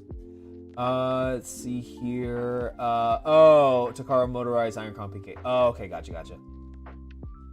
Okay, I'm gonna spread out, but oh yeah, no, you're fine. You're fine. Again, as long as you just post them in the right spots, you're fine. Yeah, you're golden.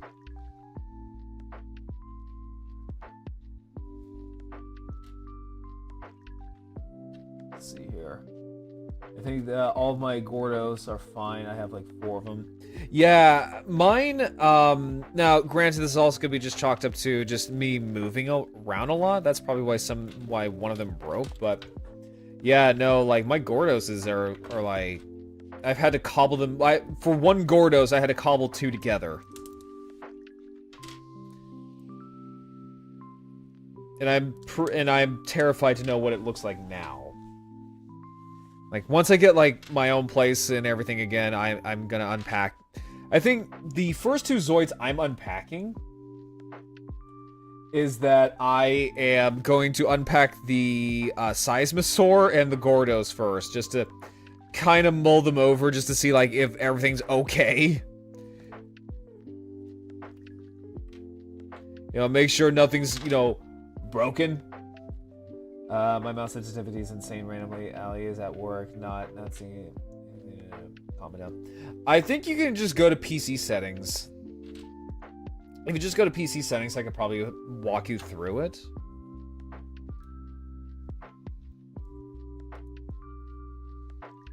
Okay. So... I was gonna say, what is your mouse sensitivity? Or do you know what it is exactly?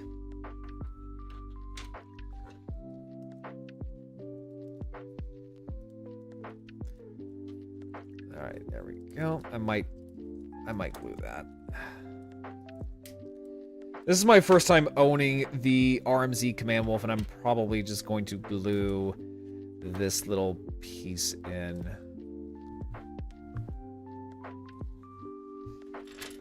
Yeah, I'm in there, but there's no options for it.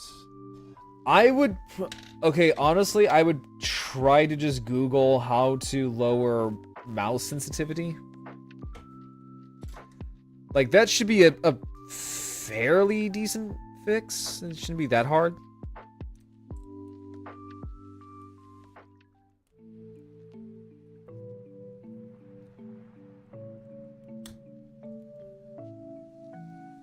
There we go. I was gonna say, I'm not the biggest tech support in the world, but like, I try. Yeah, well, I think, Ranma, I think he said, like, his PC is a iBuy-Power PC, which is the same one that I have.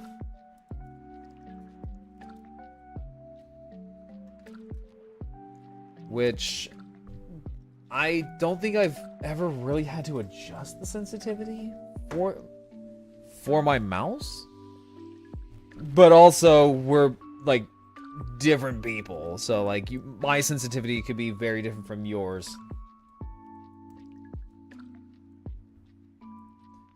Let's see here. Google results are all saying control panel, which there's only disconnect and connect. That is kind of odd. Not gonna lie, that's a little strange. Yeah, I got the wired mouse. Is it the standard issued mouse that comes with it? Like, genuinely asking, is it the standard issue mouse? Because I'm working with the stock mouse, basically.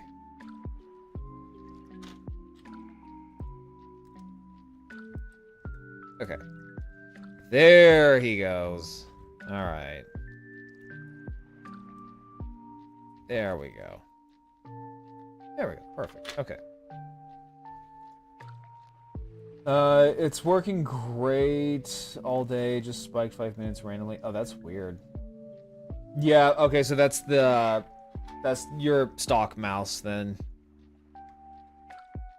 Yeah, that's weird because I've never had that issue. I never had that issue with mine, but then again, also, our sensitivities are a little different.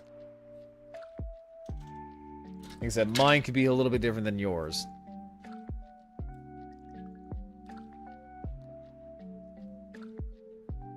Alright, let's see.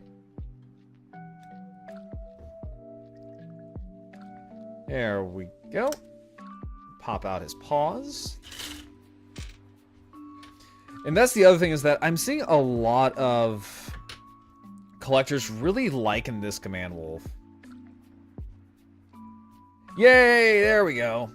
But yeah, a lot of collectors really do like this particular... Like, it seems that a lot of collectors really do like this line, like, in general. Because I see a lot of people saying nothing but praise for this particular Zoid model kit line.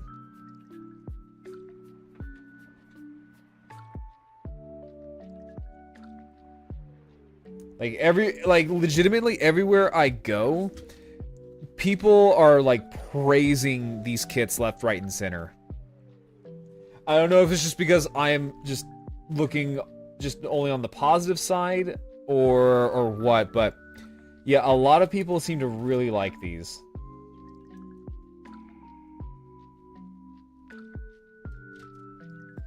Which is good, because we do kinda need a cheaper alternative to the HMM Zoids. Oh yeah, they're doing so well. Yeah, see, that's something I like to see.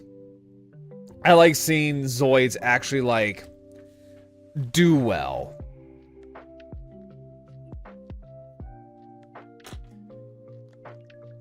So that kind of gives me a lot of hope for Zoids going forward. I don't know if it'll do well here in the States. I don't know.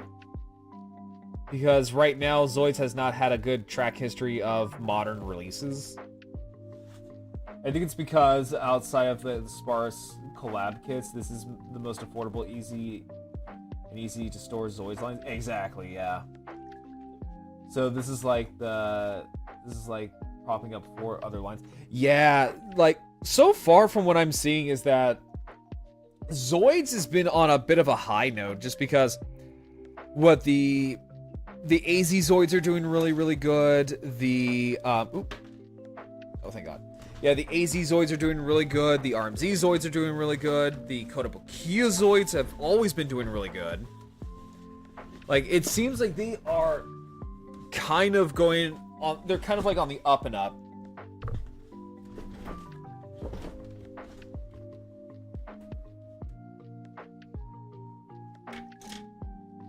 Like, they really do seem to be kind of going on the up, like the up and up.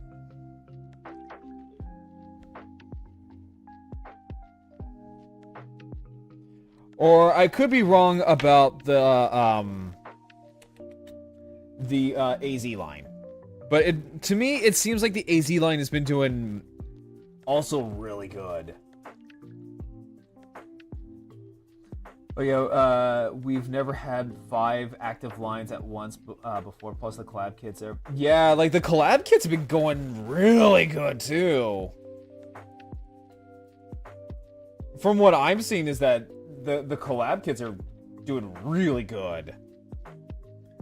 Yeah, it really does seem like we're in the second golden age for Zoids. Hell, we even had things like Zoid VTuber collab kits. Which is funny because, like, I have been aware of Fubuki for a while. But because of Zoids, I've kind of been paying more attention to her streams. And she's funny. Like, she's genuinely pretty funny. Oh, the AZ line is doing very well, getting ultra... Yeah. Yeah, no, like, that's a sign that says we're doing really good. If we're getting things like the fucking Ultrasaurs, which is going to be a huge item. Okay, how does this one work? How do you... Okay, how do I fit this one in? So, if I'm looking at it... Hang on, let me see here real quick. So, this is gonna go in, like... Okay, so the notch goes in the back. Okay, I see now. Okay. I get it. She's a goober? Yeah, she is. And that's after the Liger 0X and whatever else 2026 has for the AZ line. Yeah.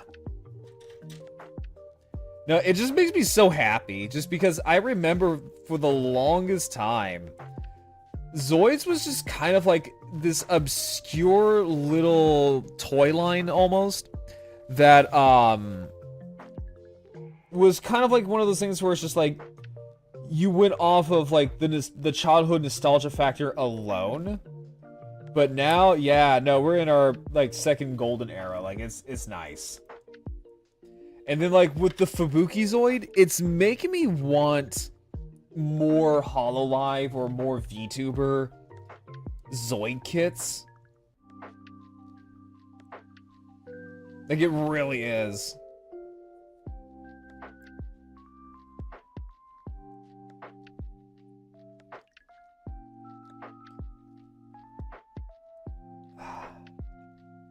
I might just chop this.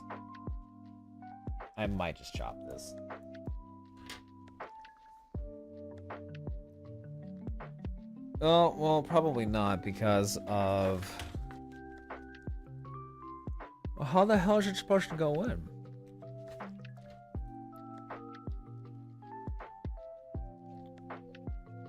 Because I see there's like a little notch. Unless, did I put them on the wrong legs? Did I put them on the wrong legs?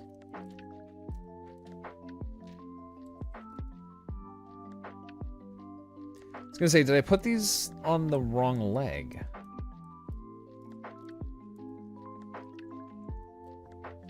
Yeah, it never really died after Genesis in Japan, but it was quiet. I don't know. I would say it probably died. Like, it was quiet, but I would kind of, well, I wouldn't say die. It was more of like, it went into a coma. Because I know, Genesis was almost kind of like their, I guess you could say like their final attempt at trying to keep that franchise a-chugging. But it didn't really land all that well, if I'm gonna be honest. It did okay, but I did put him on the wrong fucking leg. Okay. I did put him on the wrong leg. Well, I mean, like, it's an easy fix.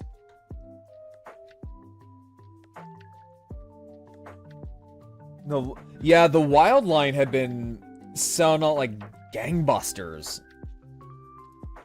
Because I remember when Wild first came out, and boy howdy, you could not keep those kits on the shelves. I would see on HobbyLink, those Zoid kits get sold out so fast. Like, it was kind of nuts. I'm not gonna lie. Hang on real quick, guys. I got a phone call. Excuse me, guys. We'll be right back.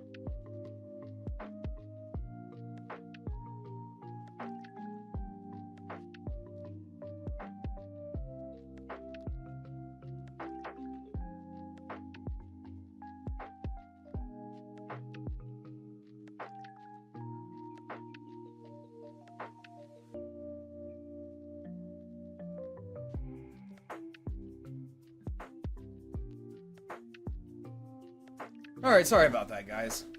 Okay. But no, but what I was saying, though, was that... No, Genesis, I think, was kind of like their last little hurrah of, like, trying to revive it. But yeah, I wouldn't say, like, it didn't die, but I feel like it was more of, like, it was in a coma for a bit. Then when Wild came around, yeah, no, you couldn't keep those things on the fucking shelves. Like, hell, I believe even on like Big Bad Toy Store, Wild kits were just flying off the shelves. It was kind of nuts. Like, genuinely, it was kind of disgusting of just how popular the Wild line was. And then, not to mention that, but they were also really popular with collectors. Like, I would see so many collectors customize Zoid's Wild kits and make some absolutely, genuinely beautiful monstrosities with them. Like, it was kind of cool. I'm not gonna lie. But Genesis, and you know, looking back at Zoid's Genesis, it wasn't that bad. I will say, it wasn't that bad of a series. I thought Genesis was, for the most part, I thought it was okay. Like, I can kind of see what they were trying to do with it. I just don't think it landed. You know what I mean? I just don't think it quite landed all that well. Oh, wait, hang on.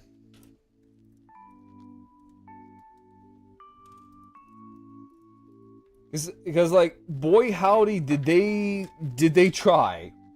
Did they try with Genesis? They even got like things like idol groups and stuff like that to make music for Zoids to try to bring in that kind of demographic, which didn't really land all that well. I mean, don't get me wrong. Like, the ending song "For Real Love" from Genesis is a bit of a banger, and the "Do As Infinity" opening also a bit of a banger. But that's kind of where all the nice things I could say about the music from Genesis kind of stops. Because I'm gonna be real, outside of those two, a lot of that stuff was very, very forgetful. And they kind of went the same route that Transformers 2001 RID did. And, I mean, hell, you can even say they did the same thing that Beast Wars Neo and Beast Wars II did as well. And that was just reuse older toys in the show. Like, almost all the Zoids were reused, like, they were repainted versions of an already pre-released model kit. Genesis didn't keep the hype going very well, but they did make more Kodo or Moto kits between 2005 and Kodo started up in that window. So yeah, oh yeah, no, like that's so weird to think about too. Like that Kotobukiya has been doing this stuff for I think what over 20 years. Actually, no, for about 20 years, I think, give or take. Like, just thinking about that just makes me shudder.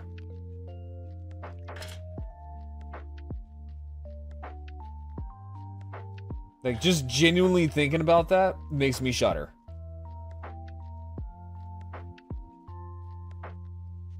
Because I'm just like, God, the fucking March of Time. Okay, what the hell is up with this piece? Because this is fine. I could slap that one on.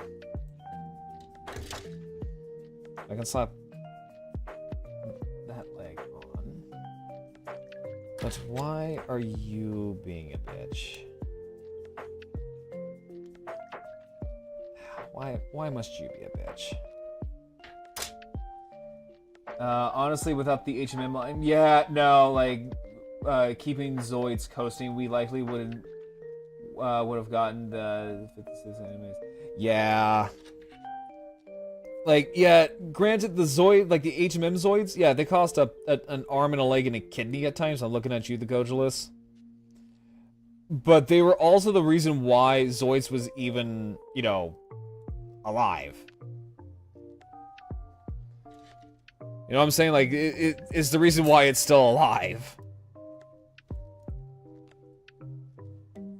Because Kotobukiya does what Kotobukiya does best, and that is... It's called giving a shit. It's called giving a shit about your product.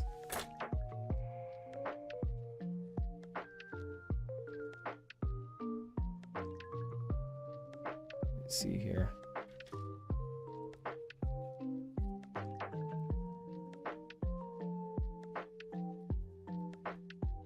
There we go. Okay.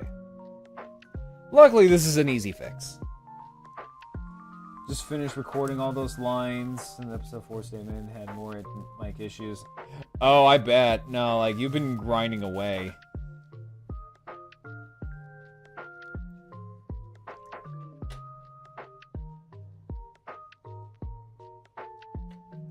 Like, you've been grinding away at that. Like you've been making a lot of progress with those videos. I can tell you that much. Like, you really have, because you put a lot of work into those things. Okay. So I think that foot goes there. And then I guess this foot goes here. Yep, no, that makes sense. And then just kind of slap on the caps. Got a new adapter, so I think I'm good. Nice! My Yeti mic, I think is junk for some reason.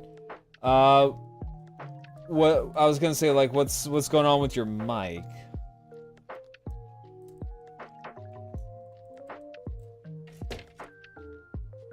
I could probably be a little bit of tech support.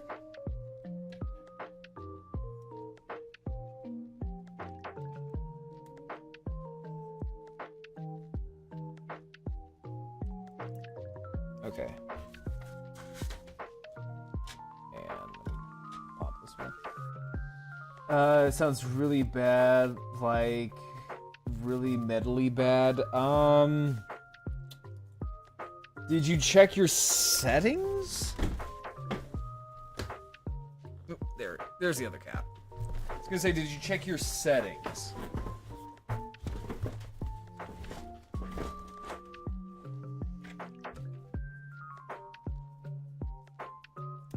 There we go.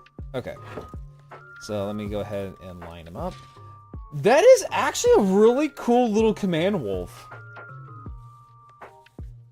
Like, in all honesty, that is a really cool little wolf. I really like this.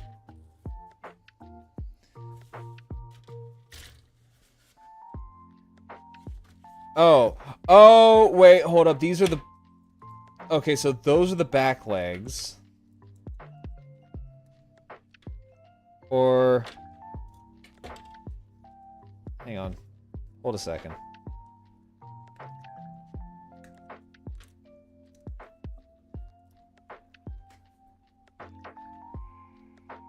Hey, hey, Slightly, how you doing? Yeah, but unfortunately, this is the last Zoid I have on my backlog for a while. Because after this, I hope you guys like Gunpla, because, well, that's all I got. That's all I got, baby. I got nothing but Gunpla.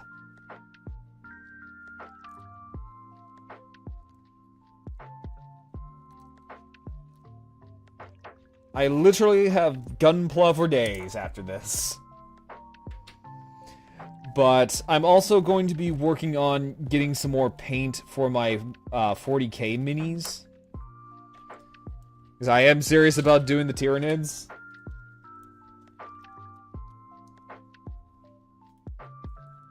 Let's see here. Let's see here. I like Gunpla. I like to eat them. Yeah, because you can use Gunpla parts for Zoids, and they actually do pretty well. Oh, wait, hold up. I might have done a fucky wucky. Hang on. That's okay. It's an easy fix. Better than my boxes of 40k sprues. Honestly, that's a mood. Not gonna lie, that is a mood. There we go. But no, I've been thinking about probably buying some premium Bandai kits. Like, I'm honestly thinking about it. I'm thinking about maybe buying some premium Bandai kits. So I have my eyes set on the Endless Waltz Tall Geese 3. And then I think it's the Jesta Gunner, the heavy armored variant of the Jesta, which looks really cool, and it's also the only model kit I see that has what is lovingly called the son of a bitch. Why is this one stuck? The tactical tuna.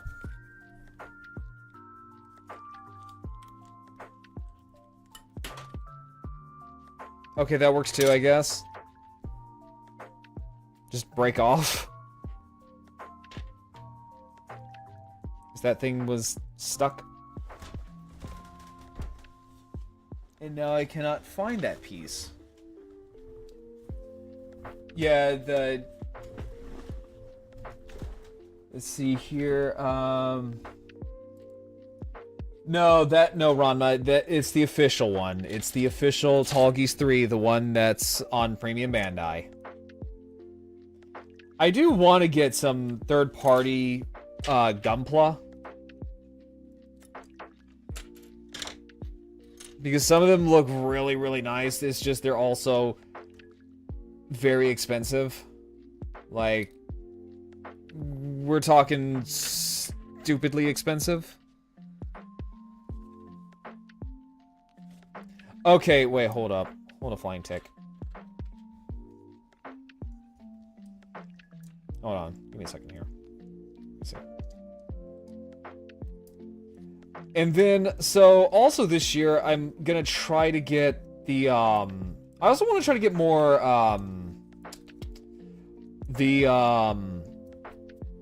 Hexagear. Because I do want to try to get more Hexagear kits, because I really, really like those. I think they're fun. Wait, hold up.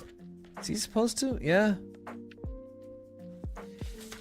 I didn't realize that. Oh, yeah, I didn't realize that the Command Wolf has, like, small front legs. Huh. Weird.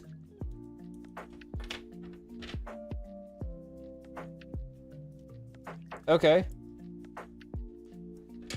Oh, that's weird.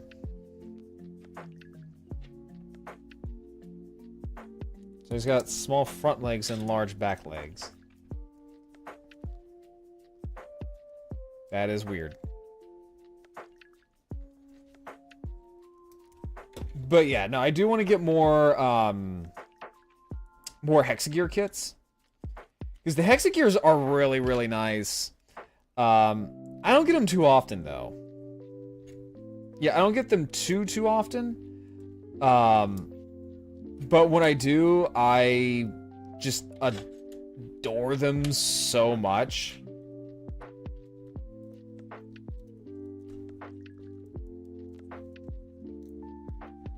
Alright, let's see.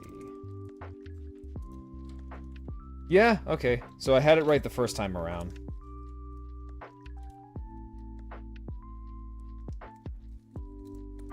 Correction typo, Tall Geese, oh, yeah, no, that would be the, yeah, that's the one with the Wing Zero wings. Okay, yeah. No, I had that one on my throne. I had that on my throne for a while, and I had to take it off because, well, it ran out on Amazon, but that is okay. No, so what I'm thinking about doing is getting the Tall Geese 3, which is the one that's from the OVA Endless Waltz. Because I do like the Tall Geese. It's a really good kit. I have the first Tall Geese, and it's gorgeous. Like, the Master Grade Tall Geese is just pretty. It is very, very pretty. And I'm not the biggest fan of the Tall Geese 2. It's fine. There's really not a difference except it's just blue and it's got a different head crest. And also the thing can aura farm like a motherfucker because Trace Kushrunada.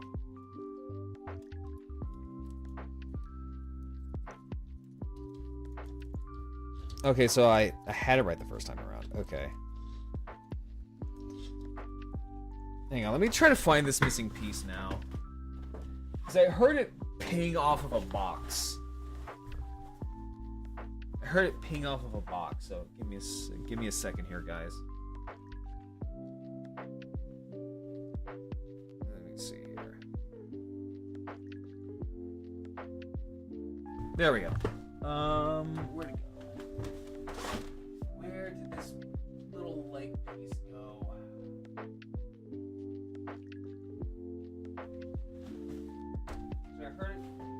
Did I heard it ping off of a box?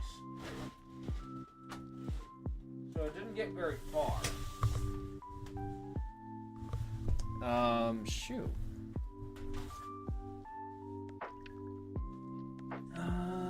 Let's see here, where'd it go? So, also speaking of Gunpla, I will have, so I'm getting another kit coming in, and it's going to be the Faz, the full armor double Zeta, and I am very excited for this because from what I hear is that the Verka double Zeta is really, really good. So I do have a lot of high hopes for the Faz.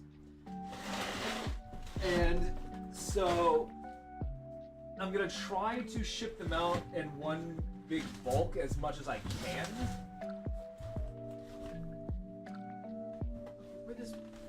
Where did this stupid little piece go? Crap. Hang on, let me put a Be Right Back screen on and let me go try to find this real quick.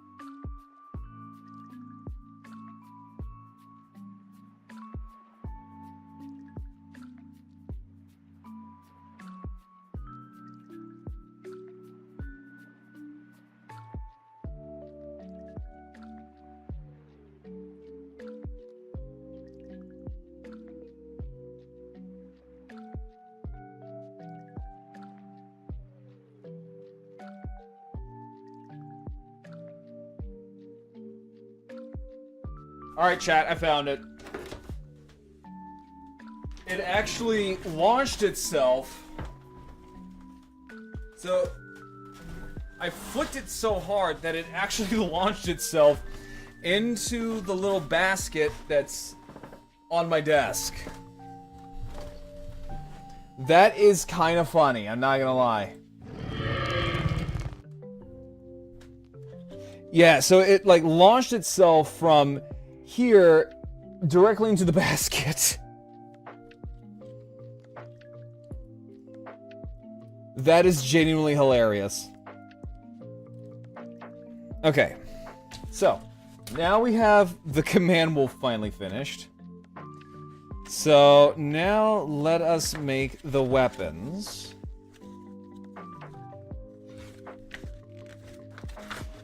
But yeah, once I get my own place again, I am definitely gonna have to... Hopefully, if there's an IKEA wherever I'm going, I'm gonna try to raid the IKEA for the Detolf, or whatever they call the Detolf now. Because not only do I have... So, my problem is that not only do I have big Zoids to put... Because some of these Zoids, they're gonna require their own shelf. Right? Like, some of these guys, they're so big, they need their own shelf. Not only do I have large Zoids, but I also have very large Gunpla. So, things like the new Gundams, I think I have a couple of new Gundams. I have the high new Gundam, and then I also have, like, the Wing Zeros. And the Epions. So basically, I have a lot of Gundams that have, like, big giant weaponry, big giant backpacks, big giant, wings. So they're gonna need a lot of space. They're gonna need a lot of space. And so I was just kind of thinking about that while I was at work. I'm like, where the hell are all these guys gonna go when I get my own apartment again? Like, where the flying fuck are these guys gonna go?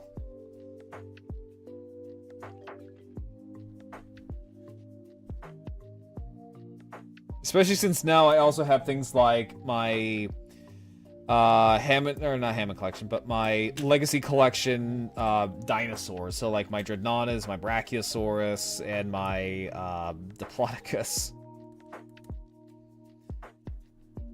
Because hopefully I can, you know, stomach all this stuff for a few years, right? And then just save up and get a house. That's kind of the goal, because I kind of want to make sure I get like a nice little room dedicated to all of them. Because I do miss having like the nerd room.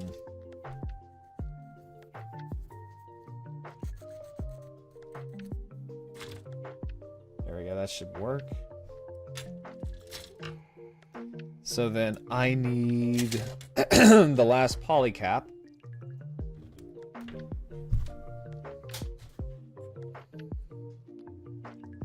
So, let me see here. So it needs to go straight up. Because I do kind of want to display some of my Gunpla with the, with either like their wings out or their Dragoon units, kind of splayed out as well. Especially things like the high new. My new Gundams, they all have their funnels super glued together, just because they're really annoying to deal with. Like, they are super annoying to deal with.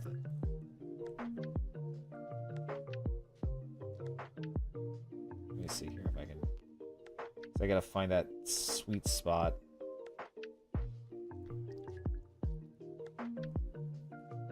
You gotta be... Okay, hang on. I'm halfway tempted to start chopping. I'm halfway tempted to just start chopping shit.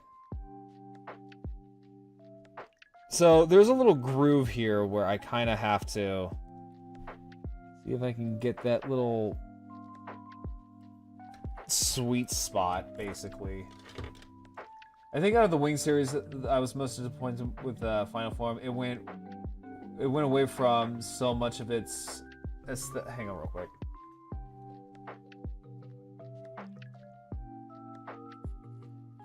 Hang on real quick. I got another phone call, chat. I'll be right back.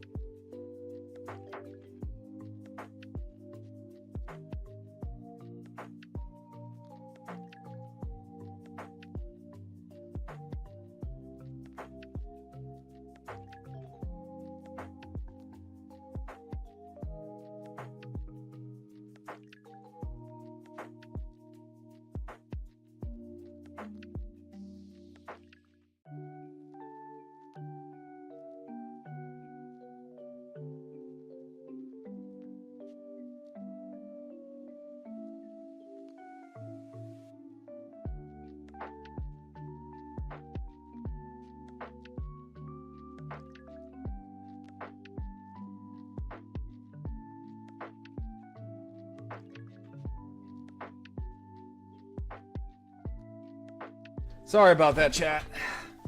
I swear, tonight is just, like, nothing but distractions. Okay.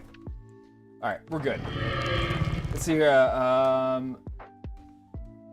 wait, let me see here. It went away from its aesthetics, its shield, the shield change, and the melee heat shoulders were a touch much. Wait, are you talking about, like, just... Wait, are you just talking about, like, just Sandrock as is? Because if I remember correctly, that was just Sandrock just... Wasn't that just, like, default Sandrock?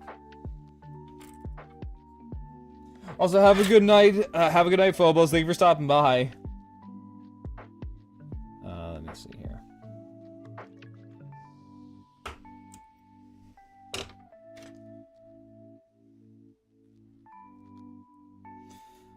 Alright, let's see here.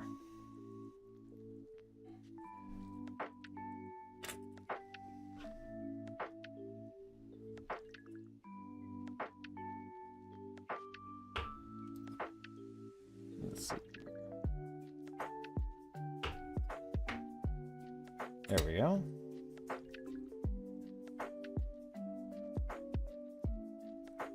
Alright, so we'll chop that down a little bit. It looks like you have to be a little bit... You have to be a little bit delicate with this thing. Let's see if I can try to shove that. Because I think... Yeah, because this is the last Hollycap. But it's also...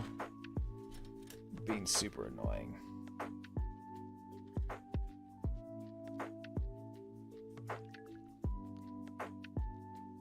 But yeah, after this, we're gonna play a little bit of Dino Crisis. And then after that, we'll...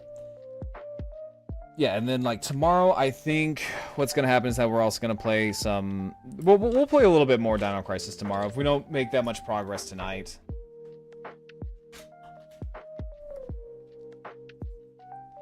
Let's see here. So I need M. So that's M4.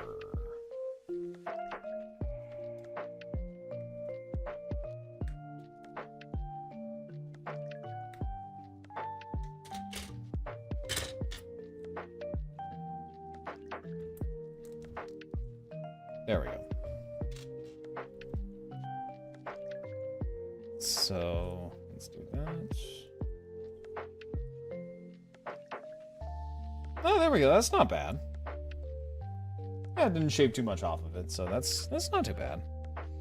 Alright, so then that is... So, we could call it there for the Command Wolf because I believe... Yep, so that's pretty much like your stock Command Wolf. Right, but that's not what we're gonna do. We're going to... Because I'll probably, if anything, I might, depending on how this goes, is that I'll probably build the extra accessories off stream. Because all it really is just a bunch of boxes. You know what I'm saying? Like, it's just a bunch of boxes just stacked on top of this thing, so it's really not much. Oop. There we go. So then this is the long-range barrel. So, let's see here. Are you muted? No, I shouldn't be. No, also, hi, Akin, how you doing? Double check. Yeah, because I can... My mic is showing... Yeah, my mic is showing like it's pretty good. Yeah, Sandrock didn't overly change much. Yeah, I know that from the show. Like, well, that and Heavy Arms didn't really change much either.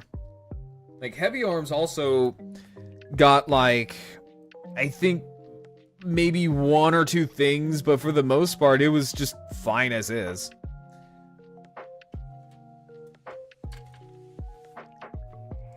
Let's see here. It sounds like half with no talking. Wait, really? Oh, that's weird. I was gonna say, you guys can hear me though, right? You guys can hear me though. Let's see here.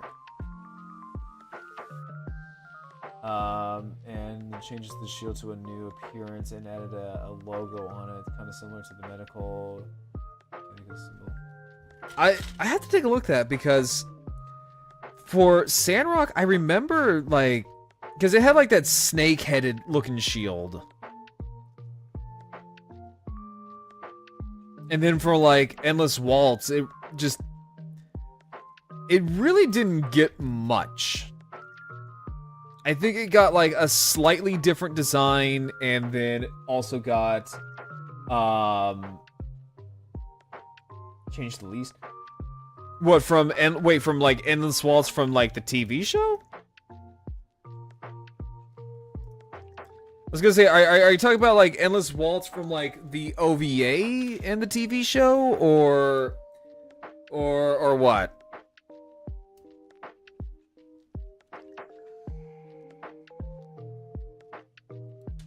Because I was gonna say like Heavy Arm's got like a slight little tweak to it. I think actually Ultron was the one that got changed like the most between the show and the OVA. Like it got like a straight up makeover. Wing Zero, it changed some bit. It had like angel wings instead of like the wing pods.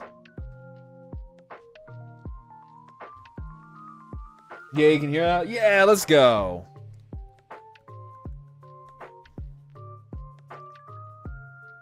Let me see here. Is it supposed to? Is it supposed? Hang on. Let me see something.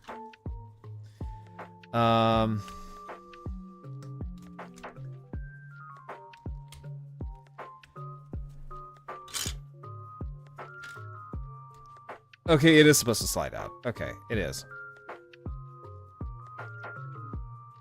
Weird. Let me see here. I have him down to about 40% on my PC because my understanding are cranked. He does get a bit softer with the directional audio, but it's all. Well, that's because probably the reason why my audio gets a little bit softer is because I have to. So my monitor is over here. My mic is over here because how my armature is set up is that the armature is over here. So it's at an angle, which means the mic is kind of at an angle. But once we switch to Dino Crisis, it'll be a little bit better. It's just this is probably the best way I can do this at my desk for model kit building.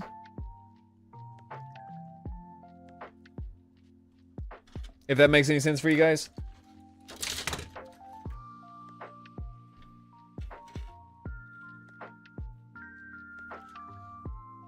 Because I also know that I have a very, very loud voice as well. It was on my end. Okay. Yeah, I kind of figured. Like, it does that. Twitch is a little screwy. At its final. Yeah. And the thing is also is that my mic also has like a little crank, so I can actually crank up my volume as well. It doesn't help the fact that I'm also like just naturally loud.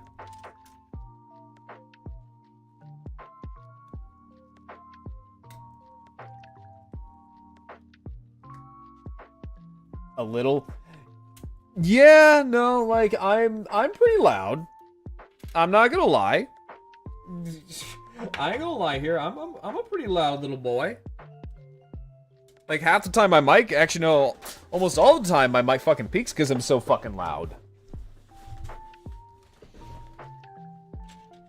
Like I don't deny this shit. I don't fucking deny it. I would be the worst ASMR streamer on this fucking planet.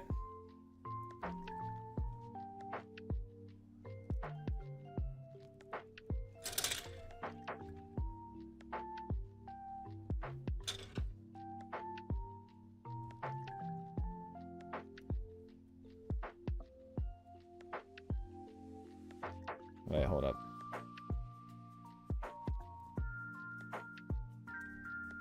Oh. Yeah, Twitch is a little screwy. And what I mean by a little, I mean a lot. A lot screwy, actually.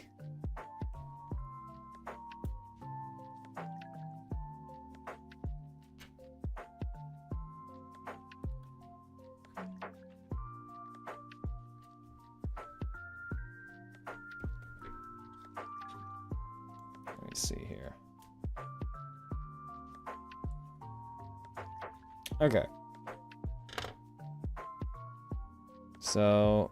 Oh, wait, hold up. I actually have this upside down.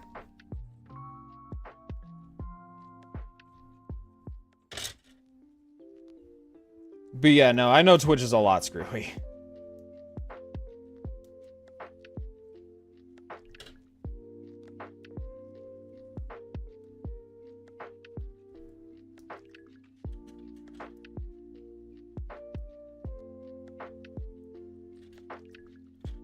Ah, there we go. Much better. Much better. Okay. But yeah, no, like, I swear we will get to Dino Crisis. We're gonna pull a little bit of a longer stream tonight, just because of the fact that we did a model kit build stream, and it does take a little bit of time, but also... I did say we are gonna play Dino Crisis, so come hell or high water, we're finally gonna play Dino Crisis. And this is gonna be fun too, because I've never played this game, and I know that it has some serious tank controls. So it's just like playing the original Resident Evil, which is a game I have never played. It's a game I have never played before, so this is going to be fun. And I have seen, I believe I've seen, my friend, I think my friend Kathy was playing it. It was either Kathy or Tara. I think it was either Kathy, Tara, or it was somebody that I know that was playing Dino Crisis.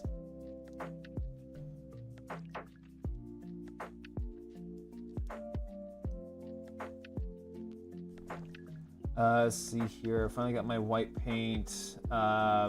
Finished my Barbados Lupus. The nail caps are gray instead of white. Wait, what? Oh, you painted the Barbados. Okay, I was like, wait, hold up. I was gonna say, what the hell did you just say? I don't know about the Barbados. I'm honestly kind of on the fence with it, because part of me is like, I kind of want to get it just because I also have the Barbie. But also another part of me is just like, I'm gonna wait. I'm honestly just gonna wait until the Lupus Rex. Because you know that's eventually going to happen. Like, the Lupus Rex is going to fucking happen, one way or another. It all just depends on a matter of when. Because I think we all thought that, oh, well, Bandai's not going to make any more Iron-Blooded Orphan kits. Well, bam, here we are.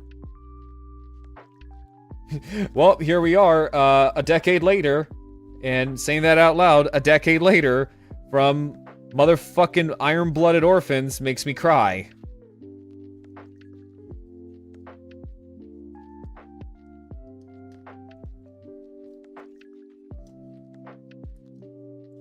It's more solid than the OG Barbie. Is it really?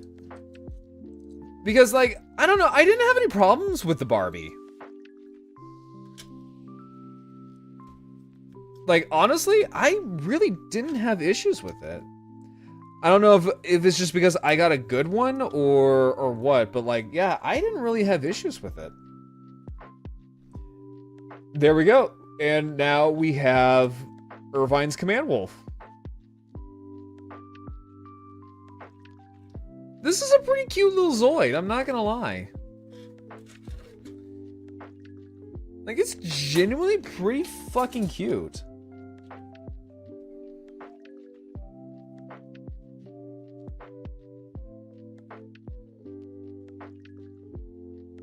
So hang on, let me see here real quick. So is this additional? I guess this is an additional part. Oh yeah, it's much more mechanically solid? Really? Yeah, because like I said, I didn't have any. I didn't think the Barbie was that bad. I was gonna say, was the Barbie that bad?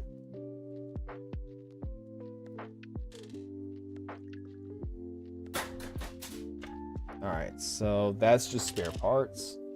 Lots of details and super stacked on parts. Oh, okay, I might have to give the Barbie a chance then, or the Barbie Lupus.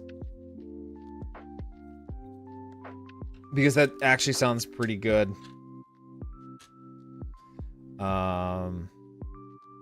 So N4.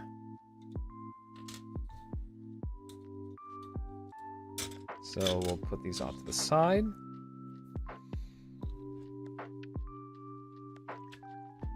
And then one down at the bottom. Barbie is great, Lupus is just that much better. Okay, yeah, I'll have to give it a try then. Now I did see there was a like a third-party Barbie Rex. And a part of me is really wanting to play, or not play, but get the third-party Barbie Rex. Because it looks so just nice, man. It looks so solid.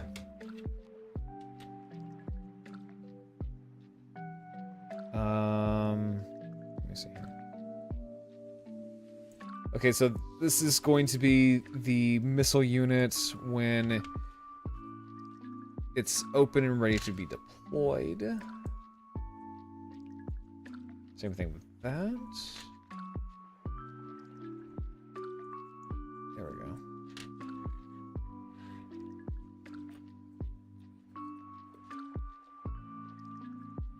So this is gonna go in.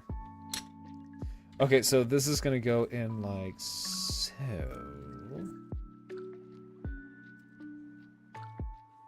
Yeah, it does. I ended up getting it. I plan on building it when it arrives. It comes with a metal frame. It's just so nice. Just finished it in the Master Grade Lupus. Fuck. You know what? I might get it. I might get it, guys. I just, honestly, just hearing about it, I'm like, ah, man, I really do want to get this. Okay, yeah, so this is what it looks like when it's deployed. Okay. So then...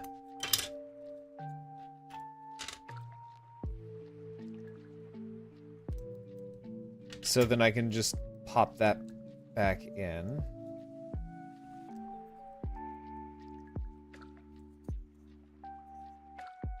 Oh, that's kind of neat.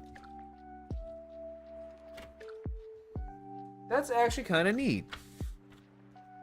But I want to display this open. The color separation to speak. God. See, this is why I love third-party model kits so much, because it really does show that Bandai is kind of dropping the ball when it comes to a lot of these kits. Like, it really does show that they are kind of dropping the ball with these. And I really hate seeing that, but it's true. Because, like, I'm not gonna lie, I've been looking at the Master Grade third-party Kshatriya, too. Because they're not giving us a Kshatriya. They're giving us a Master Grade SD Kshatriya, which really makes me a little sad, because I really want to build a Master Grade little pissed off jalapeno pepper. Or, I'm sorry, the pissed off bell pepper.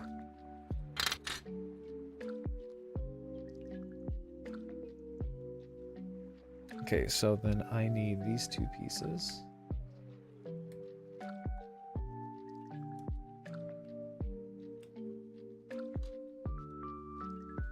I just bought the... Oh, nice! Yeah, you're gonna have to let me know how that is. Because I'm very curious about it. Because I really do want to, like, get my toes wet when it comes to third-party Gundams. Because so far, like, the only real third-party model kits I have built are Zoids. And those are the Zoids Supernova. Which I do have one on my throne. Which part of it was graciously donated by Ranma. Thank you so much for contributing to that. And that is going towards the Death Stinger, because they made a oversized Death Stinger, and it looks so good. The third-party master grade, or the third-party kits are decimating Bandai. They really are. And and the reason why is because Bandai isn't really giving what the fans want. It's the same thing. It's literally the same thing when it comes to Transformers. Like, Hasbro isn't giving the fans what we want, so literally you have third-party companies being over here like Thanos going like, well, I'll just do it myself.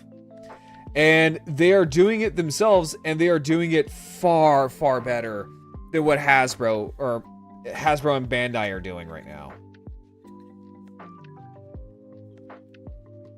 Like, you hate to see it. You really hate to see this shit, right? But it's true. There's a third-party serpent called Ooh, okay. Send me that. On my Discord server. Post that in the collectibles and tag me. I have to see this.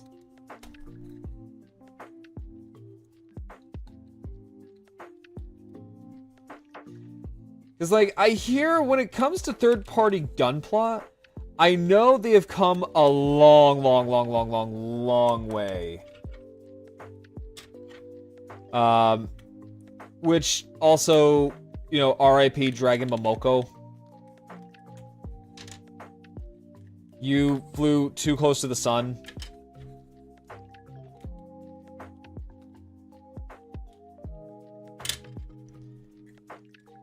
Like, seriously, it's like you guys flew way too close to the sun.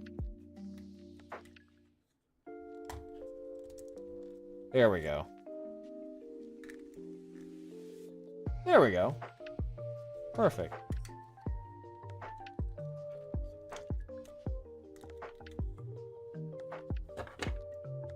So there we go. We now have the big old box.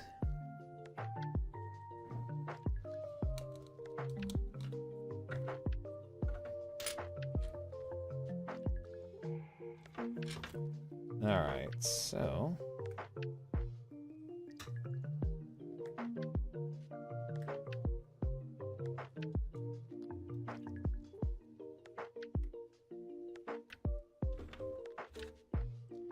Alright, and then these last two little bits.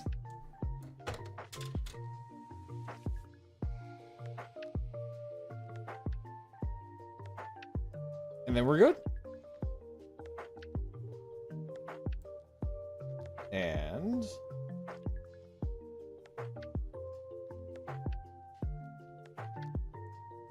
oh, wait, no, there's the other piece. So then let's take this off. Plug that in. Open up the mouth. So it looks like you just slide that in.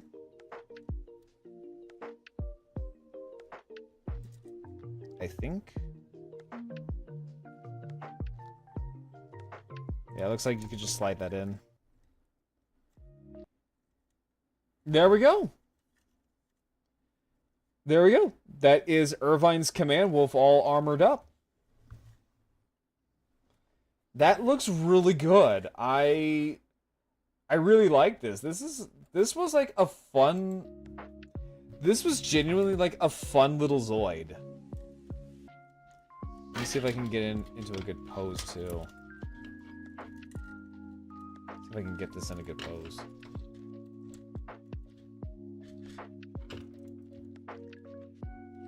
Yep, there we go.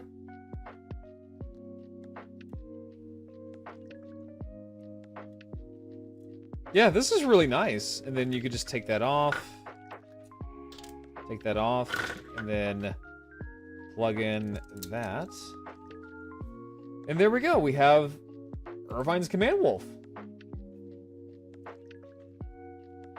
Not bad, actually. Not bad. If I do say so. But yeah. So, not a bad little build. Pretty solid. You know, pretty solid. So far, I don't think there's anything that's really wrong with this guy. As far as I can tell, there's really nothing wrong with him. It's a pretty solid little Zoid. He's a pretty solid little Zoid. I mean, this is a little droopy, but that's also probably because I chopped up a little bit of that polycap. But yeah, no, like, it's really solid. I really like this little feature here in the nape that has the Command Wolf's memory core. But yeah, no, like, I would say, like, if you can get him, I would honestly say pick him up. Yeah, no, I would definitely say, like, if you can get this little guy, like, pick him up. I think he was honestly worth the money. I can see why a lot of people really love this, well, not just this Command Wolf, but the RMZ Command Wolf in general. Because a lot of Japanese collectors love posting pictures of this little guy. And he's also just like a fun little,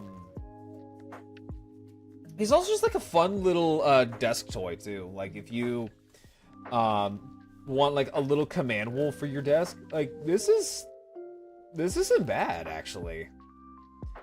Hell, like even if you want this to be like your first little starter Zoid, again, not bad actually. Not bad at all.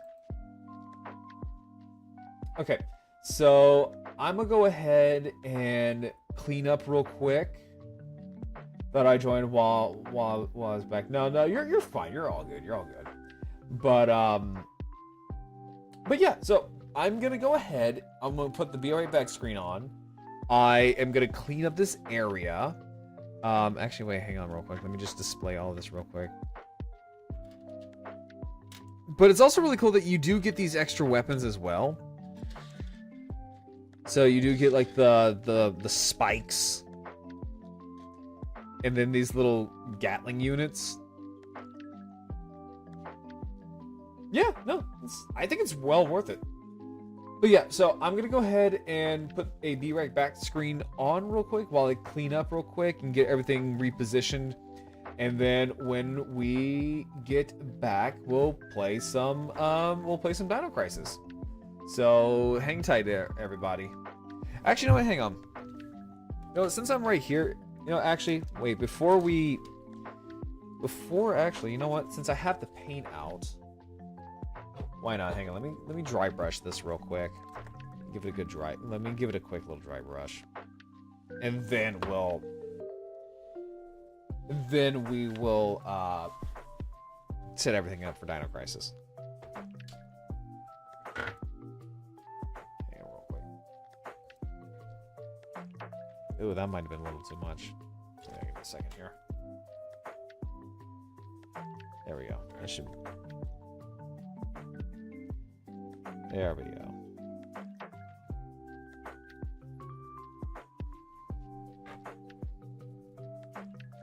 Let me back that up a little bit for you guys.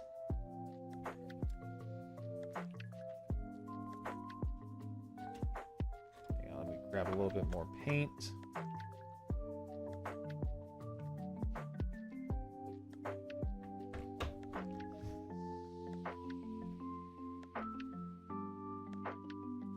There we go.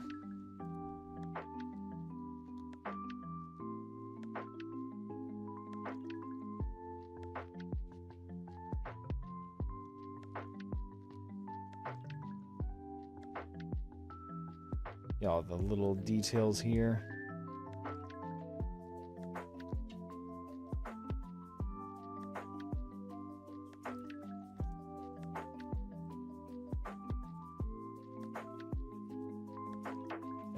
Making sure I get all the little raised details here.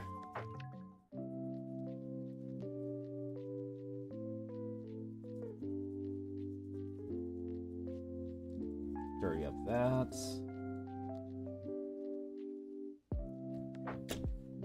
There we go. And let's go ahead and do the same thing for the cannon.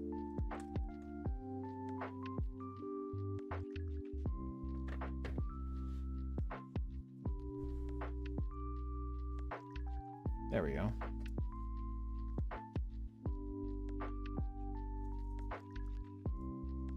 Probably give it a lighter dry brush, maybe around like the edges.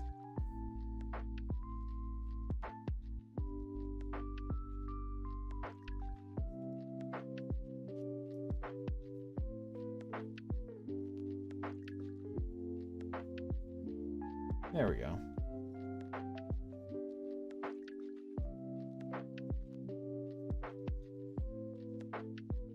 There we go, perfect. And let's kind of weather down the barrel a little bit. Make sure you get the underside as well. There we go. Let me get that barrel real quick.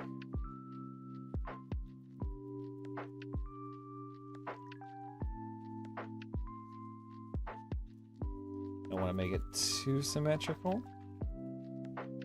There we go. So let me go ahead and put this back on. Let me take it out from under here to kind of inspect it a little bit to make sure it's, you know, everything looks fine. Everything looks how I want it. Oh, hang on. Let me get that last little shoulder piece real quick. And then we're good. Yep, and then we're good.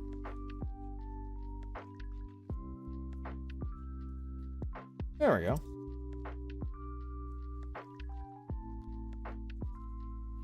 Because we want to make sure this guy's a little bit worn. Dirty up the undercarriage.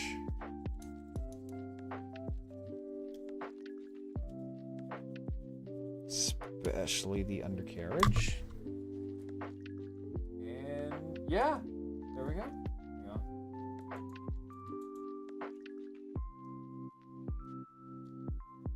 Perfect. Okay. I put both links in the Discord. Yeah, I'll take a look at it. Okay, there we go. Now he's done.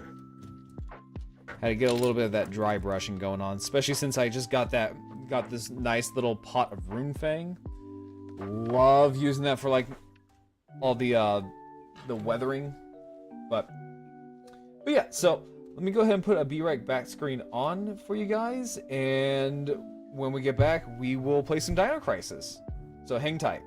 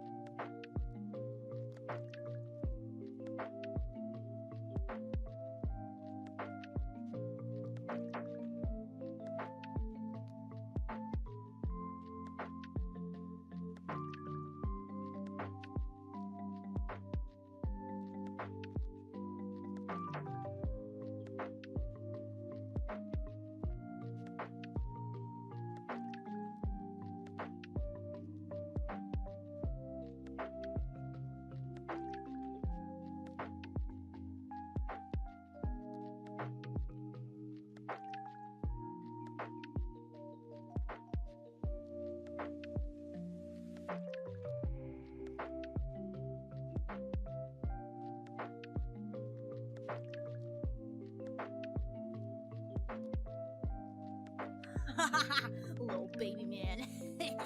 little baby man.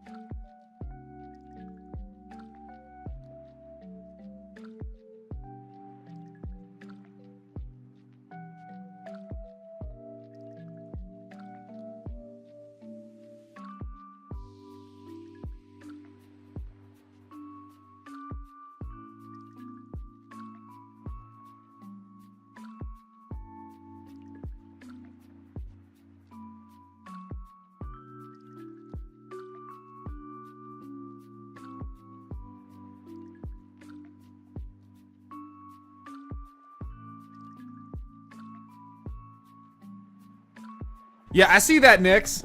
I see that. How you doing, Nix? Sorry, I'm getting everything all set up for Dino Crisis. How you doing, Nix? All right. There we go. Yeah, I don't know if I will do... I don't know if I'll do the model today just because I am just not in the mood to set up all my shit. If I'm gonna be honest.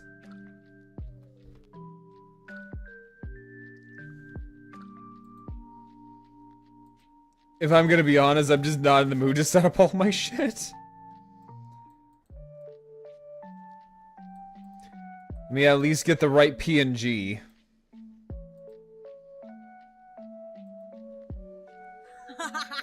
There we go.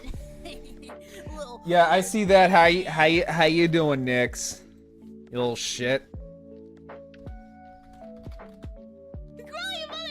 What? What? You got some points to burn there? You got some points to burn? Is that what this is? Oh, excuse me. Excuse me. I'm sorry for disturbing your lurking.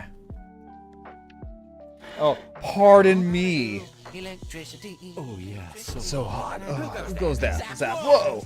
With a wave of my finger and the flick of my dick. Come zap for me will kill you quick, so get on your knees to suck and blow. But not right now, I've got to go! Fuck, I hate when he rhymes.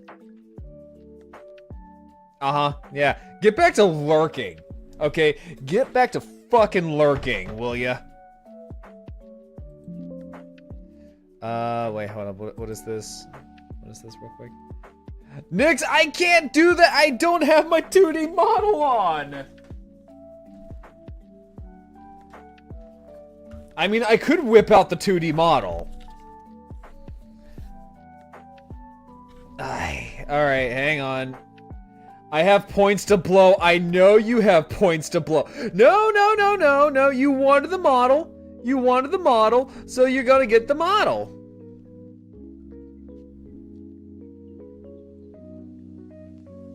You just gotta give me a minute here. It's gonna be a bit.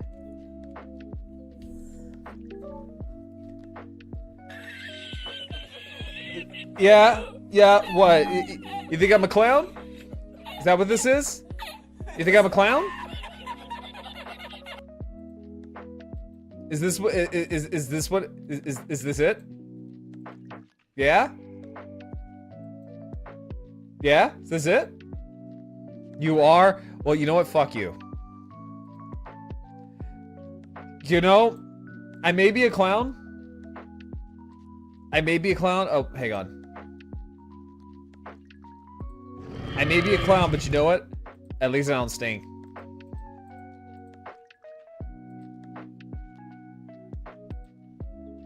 You know what? Fuck it.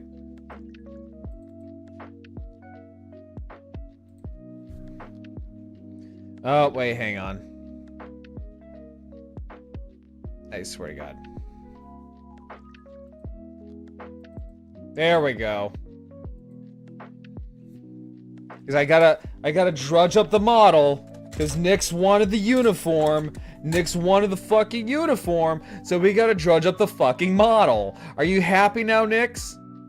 Are you happy? Mister, I don't wanna set it all up right. Yeah, because you redeemed it! You redeemed it! You're like, oh, I wanna see him in uniform. Oh my god, he's so hot in his uniform. I wanna see that. I wanna see that. Oh my god, I wanna see that. Are you muted? No, I'm not muted. You could have said no. No, I have to honor what chat says. And you wanted the fucking uniform.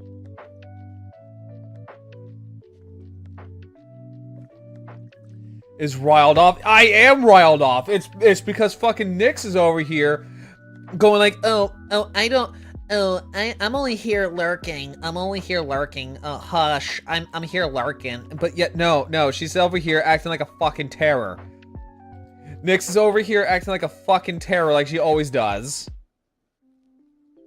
So, no, we're gonna sit here and we're gonna don the uniform because Nix wanted the uniform. There.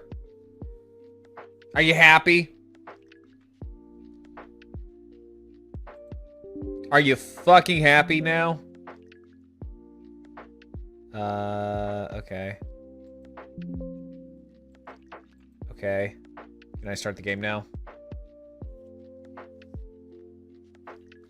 You know what, Nix? You know what? You can... I don't know. I don't know. I don't know where I was going with that one. I don't know where I was going with that one.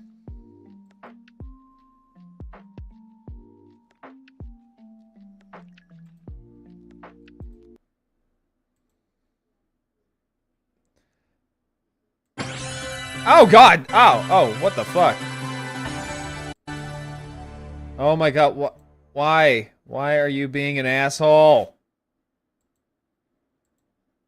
Oh my god, why does this game not want to...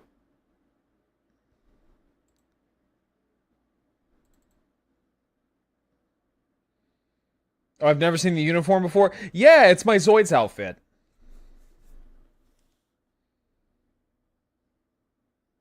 Yeah, it's my Zoids outfit. Is this the Steam version? It is. It is the Steam version. Because I'll be damned if I get a PlayStation.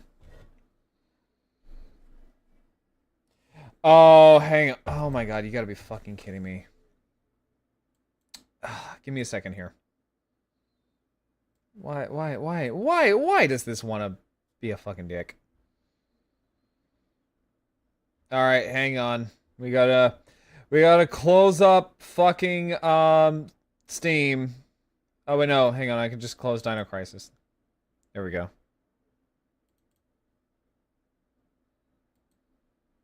Okay, why is Dino Crisis not wanting to load? I'm honestly thinking about just sharing the goddamn display.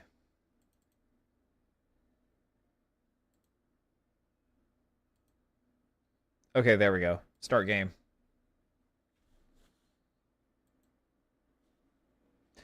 This game contains scenes of explicit violence and gore. Oh, hi. Capcom. I fucking hate you. Let's see here. Dino. I just want to play Dino Crisis. I guess this one.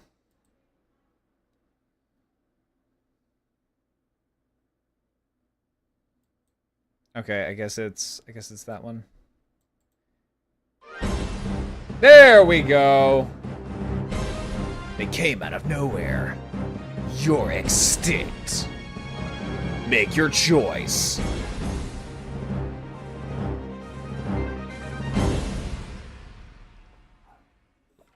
Dino Crisis.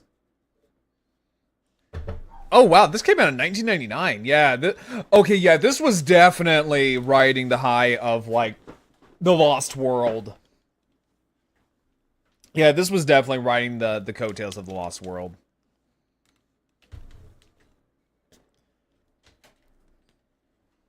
Yeah, let me play with my dinos. Okay, let me see here. Oh, there we go. Oh, what? Oh, do I have to play on the goddamn keyboard? Why won't you let me? Why is it not letting me do it? Why is it not letting me do it?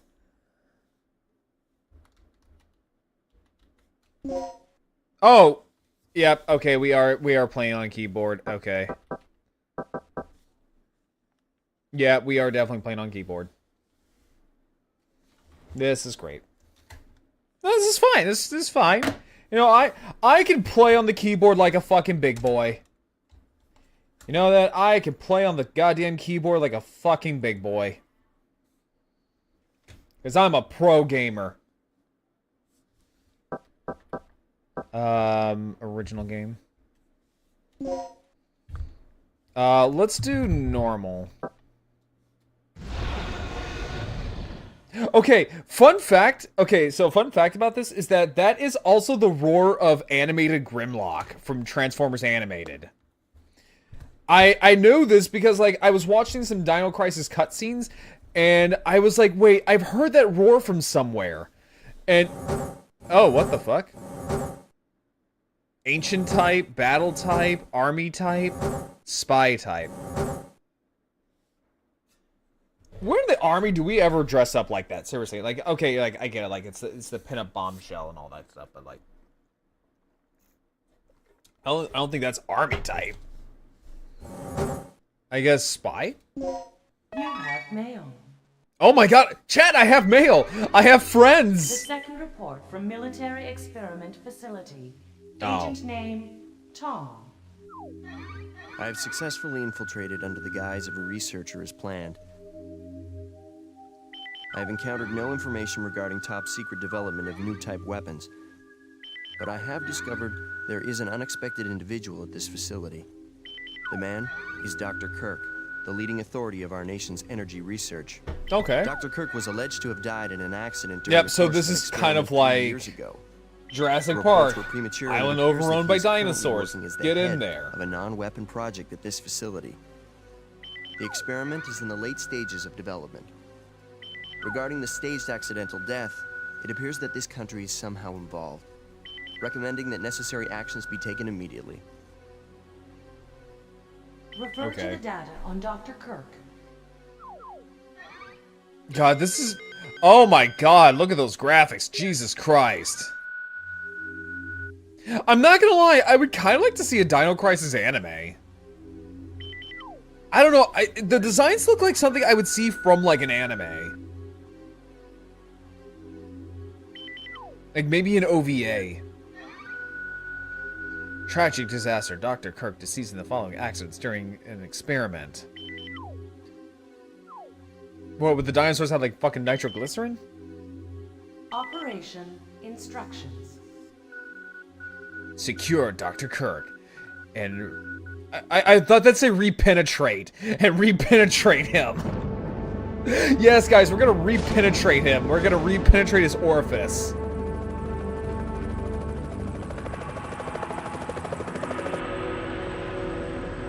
Are we there yet? Are we there yet? Chat, are we there yet? Chat, are we there yet? Are we there yet, chat?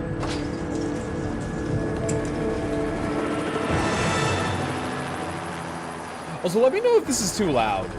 Feels like we got a little turbulence.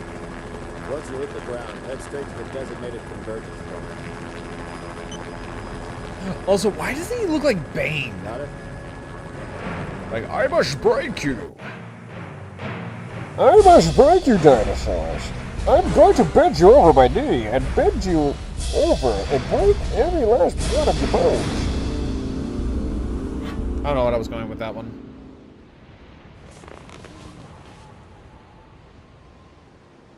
Sorry I'm late. It's time. Let's move out. Oh, yeah, so this is basically the same kind of formula as the first Resident Evil. What about Cooper? Hello! Time's up. Wait! Hello, hello.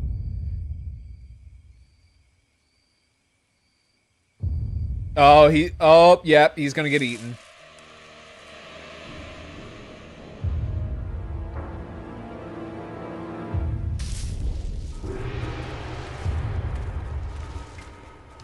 Yep, so this is kind of like the first Resident Evil game, where you got your guy killed off in a cutscene where he's mauled by something.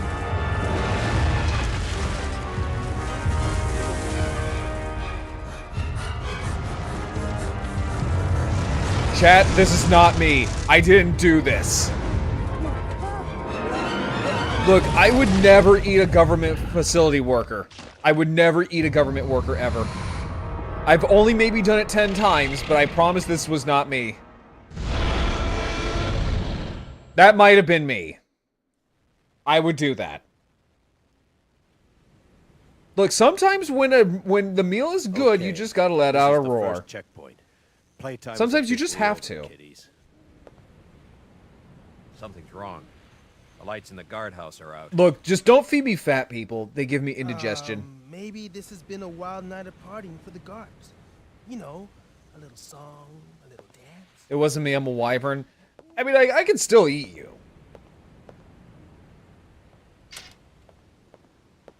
Stay here, Junior. Leave the God. guards to me. God, just the stone face expression. Hey. This is PS1, all right. Forget about it. Just let Gale handle this. All right. It's clear. No, honestly, Ranma, no. If this were me, oh no, I would make a mess. I love making a mess. I love broadcasting what the fuck I'm doing. No, that's too clean. Facility and occupy the control Personally, room. I like to ragdoll my prey. I should have access to all the security systems from there. You know, make sure there's not a whole lot of bones to crunch down. Get stuck in my teeth. I had a tibia stuck in the back of my teeth for like a week. Drove me nuts. That's why Damien has to pay for the repairs. Oh lord. Oh lordy. Oh lordy, the tank controls, baby. Let me guess. This is some of But your. all I'm gonna say is right? don't get sick when you Grass is eat their still gear. warm. The metal won't be. Oh, These you guards have are no shooting idea. something very recent. Do you know how hard it is for So me who to are they shit fighting? out metal This like wasn't much of a fight. pieces of clothing? I don't think these guards hit It's anything awful. before getting sliced and diced. It took me a Whatever week they to were shit shooting out at a set of came in through keys there. that a park Ripped that right a through the park guest steel had. fence. Well, the hole is nice and clean, but I still say It you took me could a have done this. week. Very funny. Metal doesn't pass through my stomach Still all need to that figure well. out what happened here. I can digest Continue to sweep bone, the area. I can digest horns, scales, metal. No. I literally just last week burped up a license plate. Oh lordy. Oh, the tank controls. Oh, I was watching Skiddo play this. Also, Ranma and Tabby, thank you for redeeming your park entrance. And also, hi. Also, wait, hold up. Who did I see that just came back? I think that was Cheese. Hi, Cheese. How you doing? What is your advice to pass metal through your body? Asking for a friend. I am the friend. I just pray to God it doesn't like scramble my butthole whenever it comes out.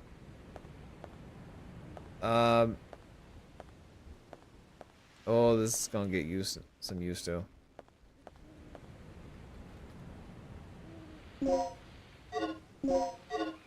Okay, so Z. Wait, Z is menu.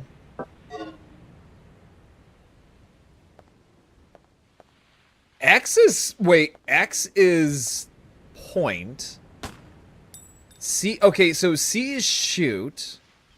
What's D?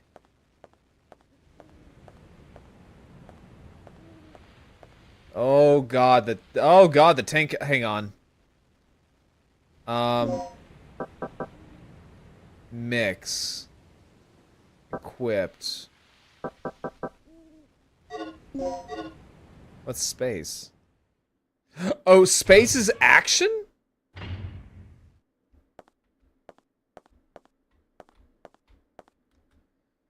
Oh my god, this is... Oh boy, this is gonna have to get some used to. Oh god. The thing is, like, the format isn't even like the standard, like, what you would think what like a computer game would be. So I kind of have to relearn this shit.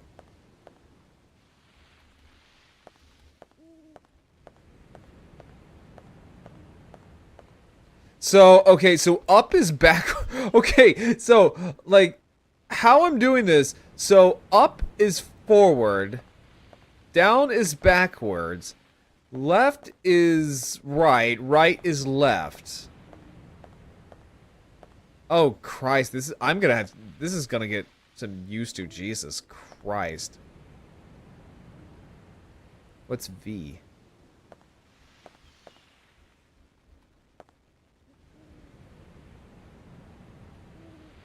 And there's not like...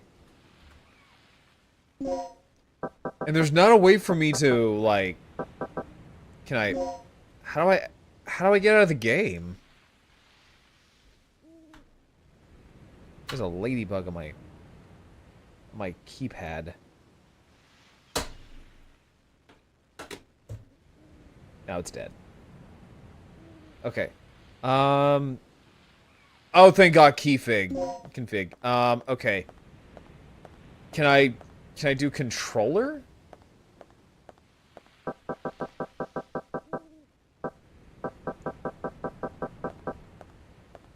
Let me see here. So, A, S. Oh wait, no. I'm sorry.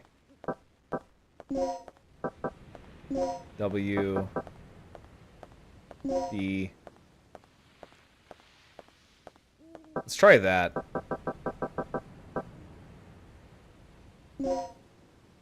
Yes.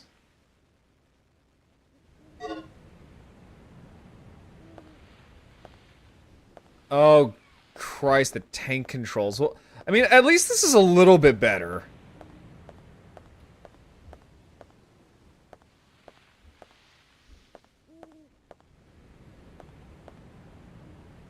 Okay, control.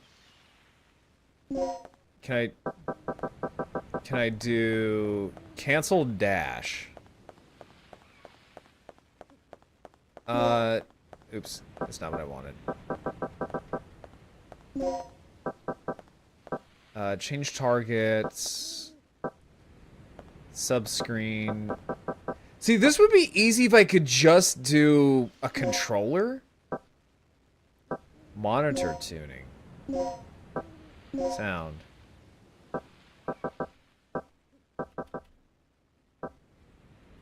There we go, so that way it's not too loud.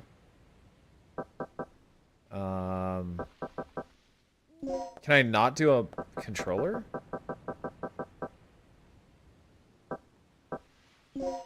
Okay, I guess not. What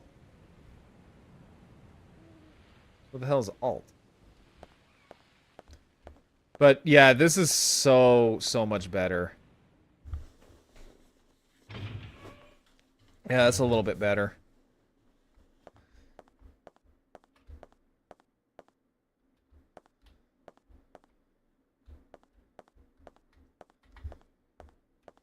See, now with the arrow case, this makes a lot more sense.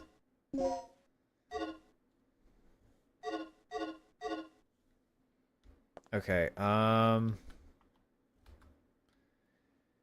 essentials for maintaining the facility.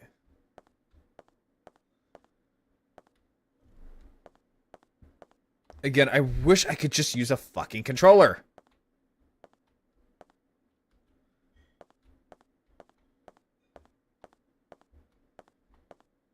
Now, I have heard Dino Crisis 2 is a little bit better. Okay,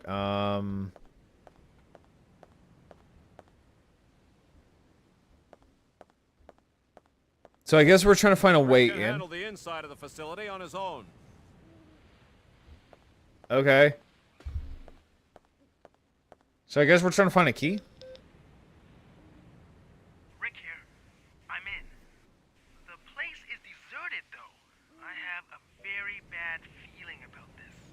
How's the progress going with that security system? I don't know what's been going on here, but it looks like all the power in this facility's been cut. Same here. As long as that's the situation, there's not a lot I can do. Why don't you see if you can gain access to the backup generators on the ground level? I'm on it. Okay. What are you doing here? So I guess, like, what... Conversation. I do like the build-up, By the way, though. I found a key. Hand it over. Let's Give head me outside. What a douche. Wait, can I... Wait, let me try something. Key config. Oh, I can't. Oh, I can't use my mouse. That, I don't like that. I don't like that. Yeah, because you can't use your mouse.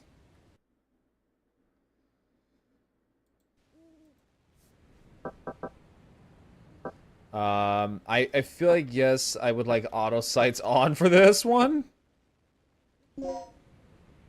Just because, you know, I can already tell this is going to be a ginormous pain in the ass.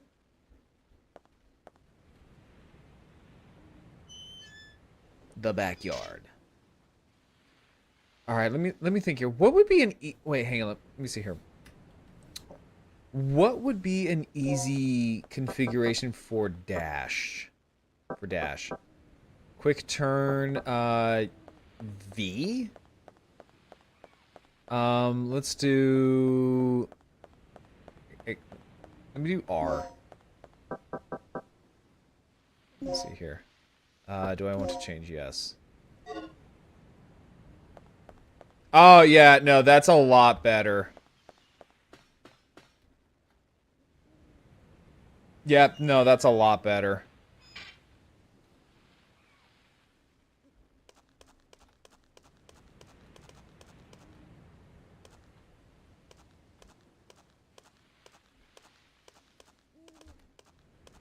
Yeah, that's a lot better. Okay, yeah, this is just gonna have to get something to get used to. God, the tank controls. Oh, shit. Again, I like this build-up. The build-up's actually kind of nice. This guy's been eviscerated. Something tore his intestines straight out. Look at those tooth marks. It had to be some sort of animal. Or worse, let's move on. A Florida man. Again, not my fault. You know, if this were me, there would not be a body. Or the body would be all over the... Wait, hold a flying fucking second here. Not the Florida man. Yes, the Florida man. I should know. I am a Florida... I should know I am a Florida man. I should know about these things. Wait, hold up. Give me a second here. Let me do... Can I do shift? I can do shift. No, you're fine. You're fine. Concerned Doge. Look, I actually like living in Florida. Florida was great. Oh my god, that's so much better. Okay, cool. Yeah, no, that's a lot better. If I could use my fucking mouse, then we should be golden.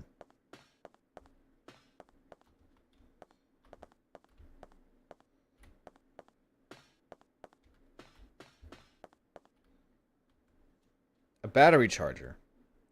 If I set the battery here, I can charge it. No shit, the battery charger can charge the battery? You don't say. Okay,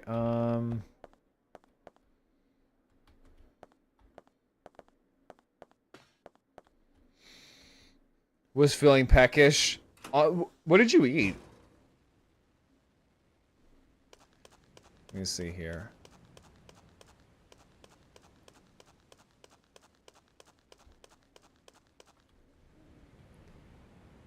The state of blood suggests that the victim died recently. Yeah, he probably got, like, absolutely 100%, like, annihilated. So, fun fact, so, I guess, like, a fun little dinosaur fact. So, what we know as, like, a velociraptor in, like, a lot of pop culture, right? So, you know, the Jurassic Park velociraptor, right? So, what we know as Velociraptor is actually not Velociraptor. Velociraptor, as we know it, are actually very, very tiny. They are very, very tiny dinosaurs. In fact, actually most... yeah, it's Deinonychus, yes. Because most dromaeosaurs are actually not that big. Most of them are probably, at best, most of them are maybe about the size of a turkey. Right, so most of them are the size of a turkey. Now, there are some outliners, like, say, Deinonychus is one of them. Deinonychus is a outliner. Utah Raptor is one of them, because Utah Raptors are the size of, like, a man. Then there's, I believe, what else? I'm trying to think. What other dromaeosaurs are like big? Like big. Because I think those are the only ones that come to my mind is Utahraptor and Deinonychus. I think. Like even things saying like the Atrociraptor from the Jurassic World movies are also tiny. Like a lot of them are very, very tiny. Like you could literally punt a Velociraptor.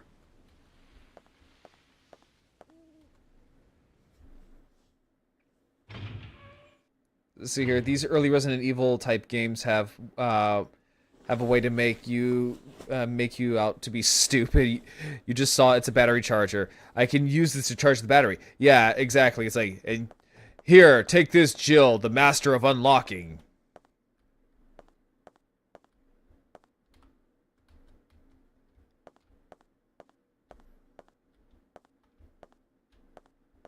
Anyone here forklift certified? I am.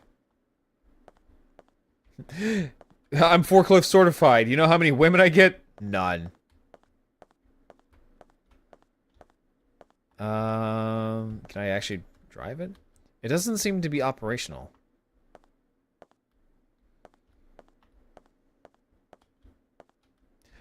Oh, nice.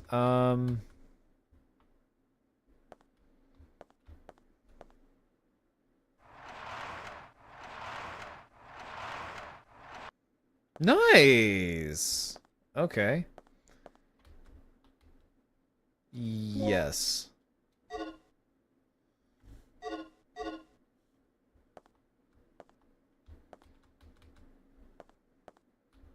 That looks like something right there. Or not. So yeah, the raptors that we see in this game, they're pretty much Deinonychus.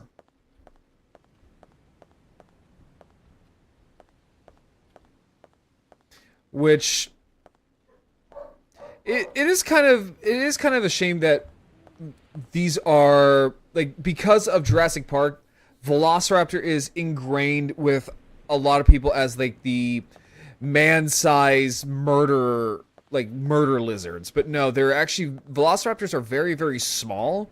And if anything, Velociraptors would have more than likely take up the niche of, like, say, foxes or smaller carnivores. Whereas, say, things like Deinonychus would probably take up the environmental niche of, like, say, a coyote or a wolf. You know, the larger kind of carnivore of a group, or of an ecosystem, or like a mid-sized carnivore. The size of chickens? No.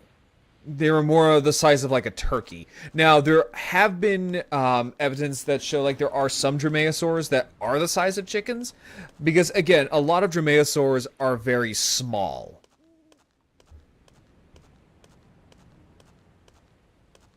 Yeah, a lot of dromaeosaurs are very, very small predators. Again, there's just a couple of outliners that prove to be absolute giants. Like, again, Utahraptor, for example. Utahraptor was the size of, like, a man. And they also have different uses for their sickle claws as well. There are some dromaeosaurs that had their sickle claws that were used for slashing, but some of them, I believe, like, yeah, only North America had large dromaeosaurs. Yeah, so, like, and if I remember correctly, I think it's, like, there are some dromaeosaurs, like, say, Velociraptor and Utahraptor, use their sickle claws for pinning you down. So, honestly, that is, to me, a lot scarier. The fact that these things could just... So, the fact that these things could just, like, pin you down and just completely maul you to death.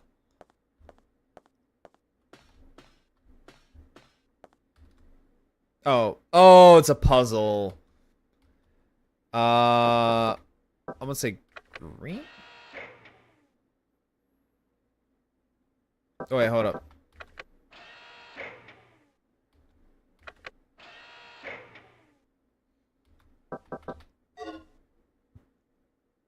let me see here.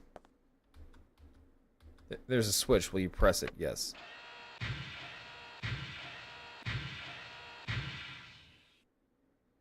Oh, nothing happened. Let's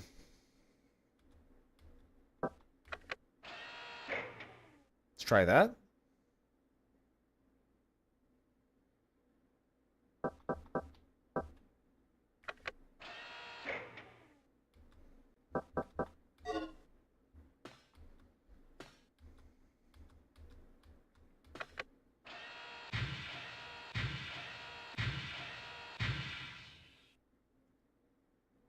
Oh, that actually worked. I was actually completely bullshitting that one.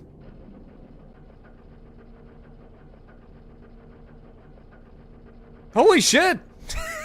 I was actually completely bullshitting. The fuck?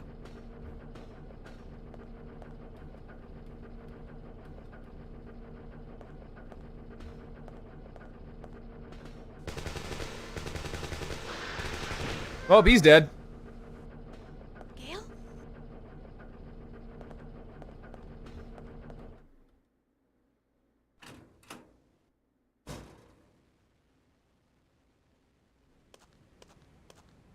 I joined through Discord. If that's okay, I really enjoyed it. Yeah, no, you're perfectly fine. No, you're 100% fine. Oh yeah, nope, he's dead. Man is dead.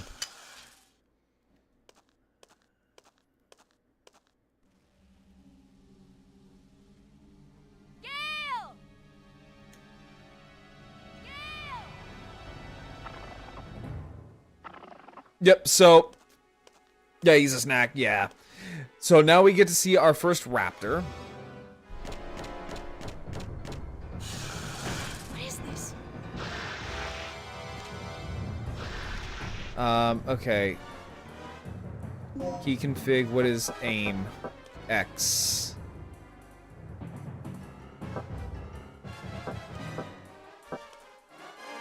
So BX... How do I fire?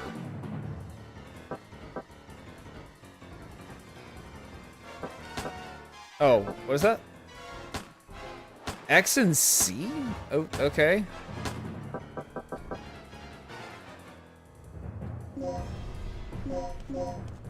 Oh, no, that's not what I wanted. God, I really want to use a fucking controller so badly. Alright, I mean, here goes nothing.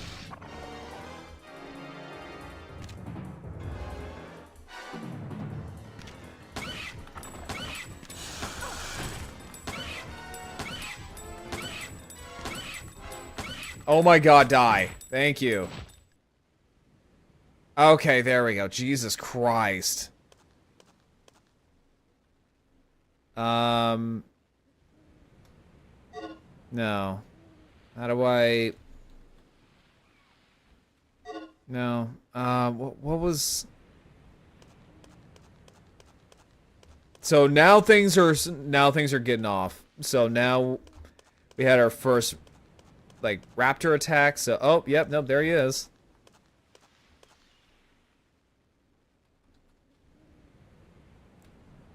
Yes. Let's do...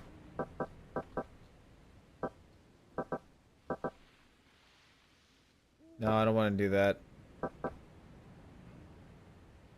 Stop the bleeding. I think I'm good. I don't think I'm bleeding. Yeah, so now things are kicking off. So now we have our first little contact with the raptors, so that means now things are gonna probably start...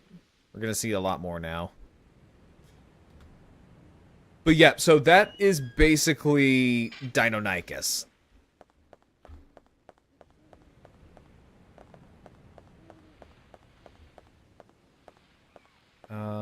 Okay. Can I go here? It's locked.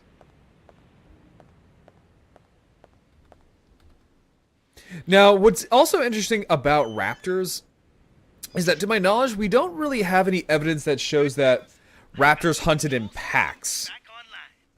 What's the situation over there? It's Gale. I lost him. So what's the bad news? Did you run into some guards? You're not gonna believe this. He was attacked by some kind of dinosaur. Now that's a good one. Yeah, I mean, Who was it? Barney? This isn't a joke, you look, idiot. We were just attacked by a big-ass lizard. hey, you know, that is kind of hurtful. Big ass lizard, I will have you know, I ain't no goddamn lizard. I'll tell you that much. I ain't no lizard. But yeah, so okay, let me see here. So destination, okay. But yeah, so from what we know, raptors didn't really hunt in packs. Most of the specimens that we find are solitary. So now it's possible that dromaeosaurs might have hunted in packs, but it's probably not very often. Now the one thing that is terrifying to know is that we have found evidence of tyrannosaurs hunting in packs, and that's kind of terrifying. Considering that how OP tyrannosaurs are, the idea of a whole family of T-Rex hunting you as a pack is quite horrifying.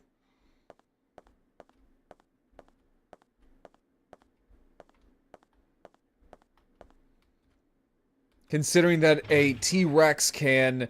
So a T-Rex is basically what would so what makes T-Rex so terrifying is that T-Rex is essentially what would happen if you got a smaller carnivore but blown up as a larger carnivore. Like, it kept a lot of its traits from back when it had, you know, when it was a smaller carnivore, like keen senses of smell, keen eyesight, and it's also silent. Right? It's also a very silent animal because of its padded feet. And then and then its eyesight is impeccable.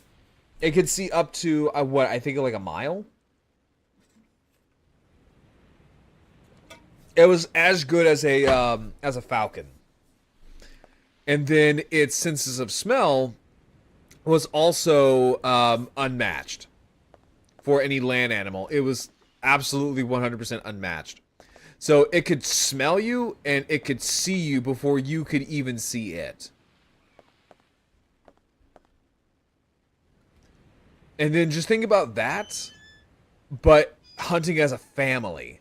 Like, the parents kind of... Basically, you would be practice. You wouldn't be the main meal. You would just be practice for their kids. That's horrifying.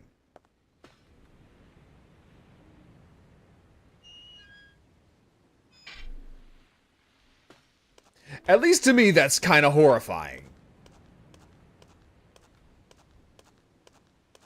Now, what's also really interesting about Tyrannosaurus is that, so recently there was a paper that came out that just validated what was once a pretty dubious species, and that was, what was it? Nanotyrannus.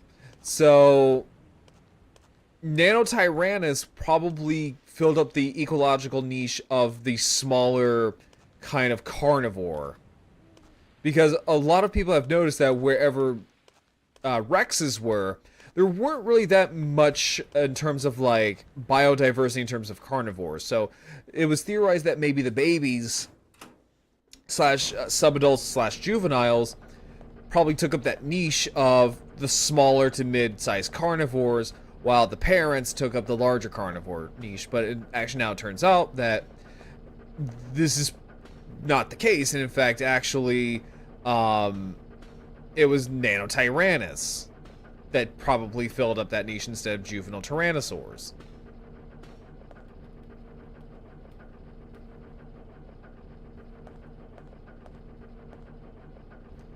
So, okay, so battery charger. If I set the battery here, I can charge it.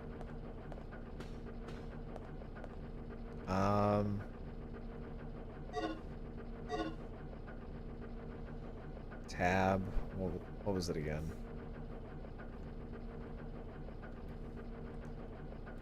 Key config. Nope, that's not what I wanted. There we go. What is menu? Subscreen, Z. Option screen, cancel. Investigate. Display the room name is X. Change targets. Is it Z?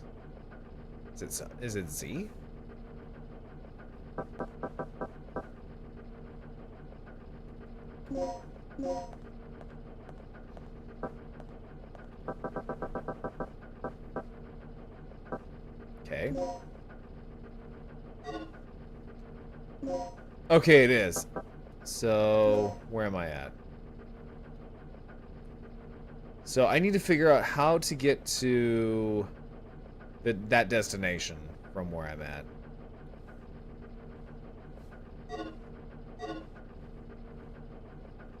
So, M. So, it said M was paused, but I don't see that.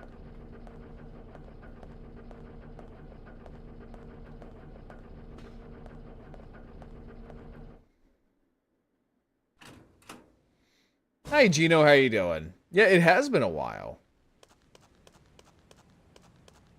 Okay, so Z. Let's go to map. Okay. Let me see here. Can I back up?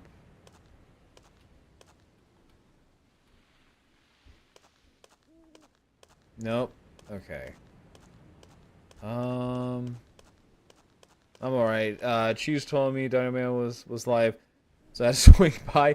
Well, I'm glad that she's like mentioned that. But yes, no, I've been live for a bit. I played well, not played, but I built a Zoid kit. Now I'm playing Dino Crisis. So I guess so I'm taking that you and Cheese know each other. Okay. Let's see here. So, where am I supposed to go then?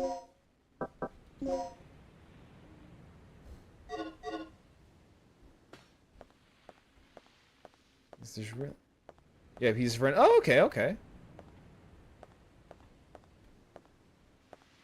I was gonna say, looks like I can. It's locked. Okay. Wait, hold up.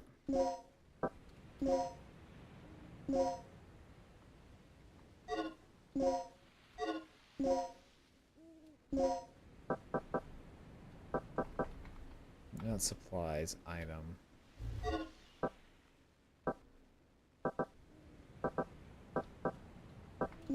There we go. Handgun.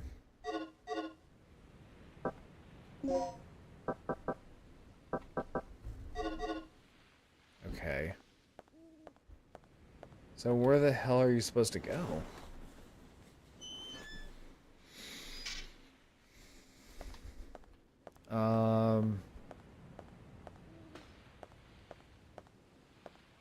So I guess over here. Okay, so it is over here. Okay.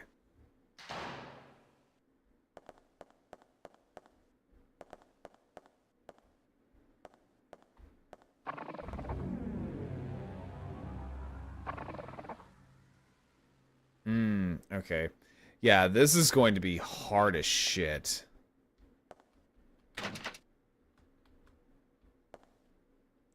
So, what was it like?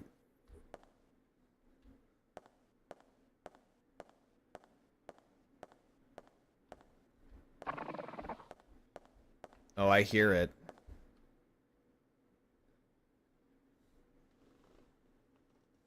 Oh my god, it's Among Us! Some bogus dinosaur! Do you wish to climb the fence? That's a fence? That's a fence you can climb? Oh. Oh. I'm fucking stupid.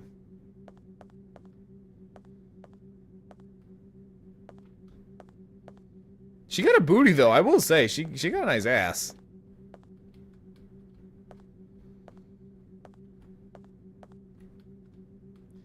Let's see here. Okay.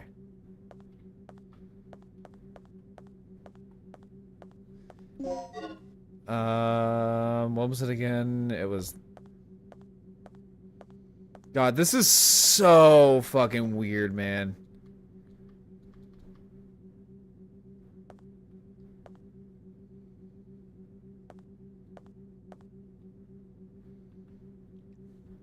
Alright, let me see here. Can I do enter? Or left shift?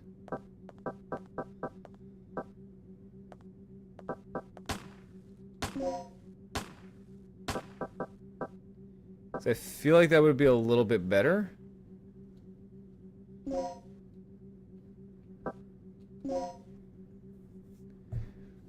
Because god damn, okay.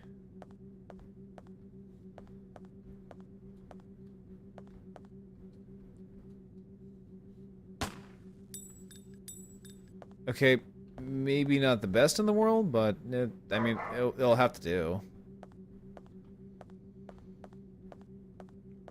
Yeah, because like these controls, like the control layout are just, hey, this shit's wild.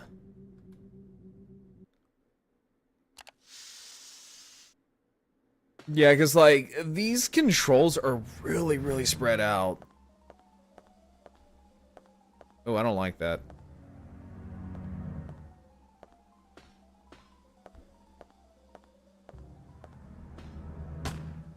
Nope.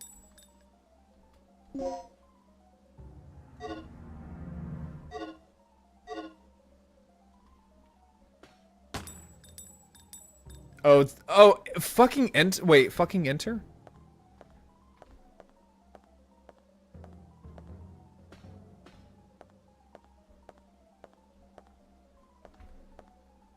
Oh, I can hear the music. Yes. Nothing happened. See, this would be a lot better if I had, like, I don't know, a fucking controller.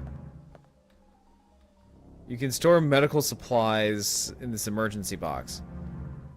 You don't have enough plugs. Okay. So what do I do?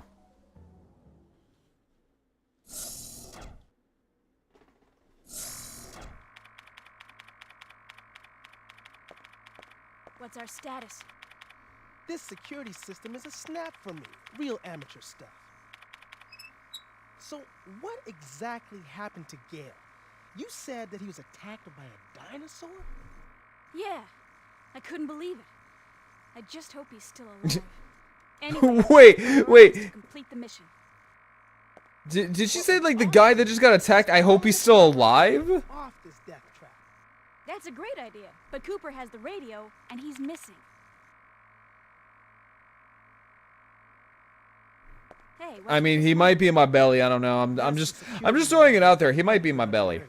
The camera's offline. So I take it that means power still hasn't been restored to the area. No shit. Exactly. They must have that area wired to a different power system than the So ground how do level. you save in this We can game? investigate that area after we finished our sweep of the ground level. Okay, then I'll take care of the shutters that are blocking the way. You work your way in, grab the dock, and then rendezvous back here.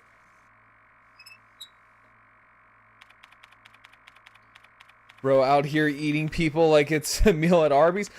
Look, I'm just saying. Like, I gotta eat.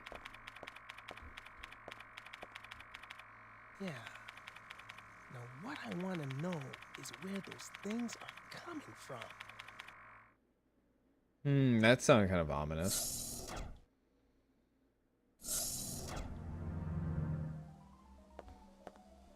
He wants the meat. I'm a T-Rex. I literally eat meat for a living.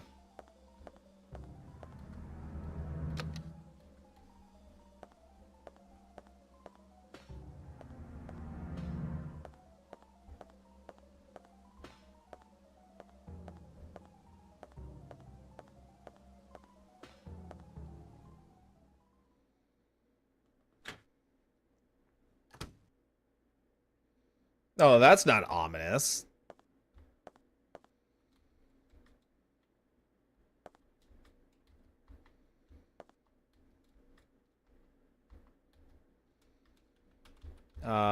Pick it up. Pick it up. Oh, shotgun! Yes! Alright, so I guess... Okay, so I guess that...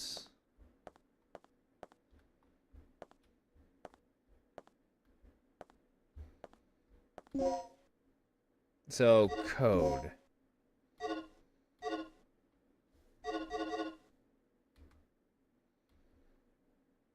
Lady, I don't think you really want to, like, just stop, like, just...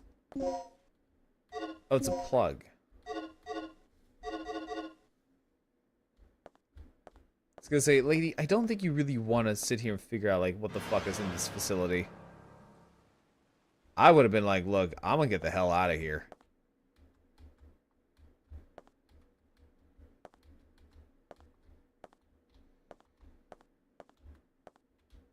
I saw something on the ground.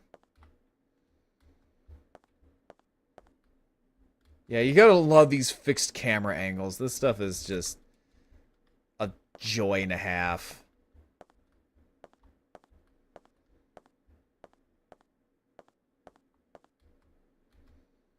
Oh, I can save my progress. I didn't know I could do that.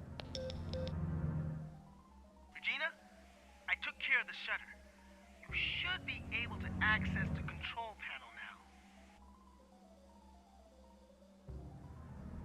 now. Already? That was quick. Thanks. Hey girl, just get going. Hey man, just keep going. I want to get the hell out of here.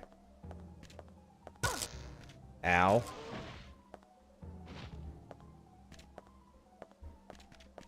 I hear... Oh. Get off of me.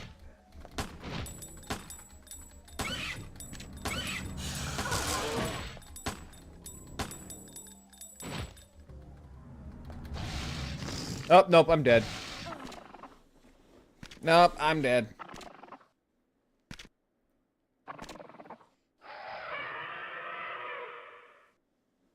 I'm dead. Oh, God. All right. Well, I'm so glad that I have 30 continues.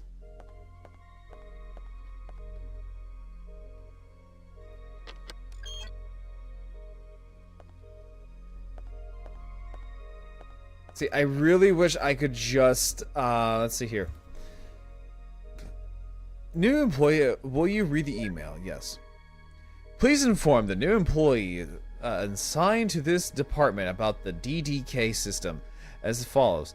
The digital disk key, or DDK, is a system that secures our most important areas with an advanced locking device. To release the locks protected by the DDK, prepare and set the following 2 data disks at the locking device near the door. DD code disk S, or DDK code disk X, DDK input disk X. Oh. Alright, so the type of the DDK you need to indicate on the door, A, B, etc. If the DDK type you use does not match, you cannot release the lock. Before operating the system, make sure that your DDK type matches the door you wish to unlock.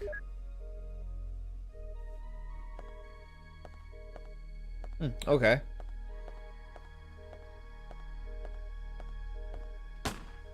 Oops, I didn't mean to do that. Yes.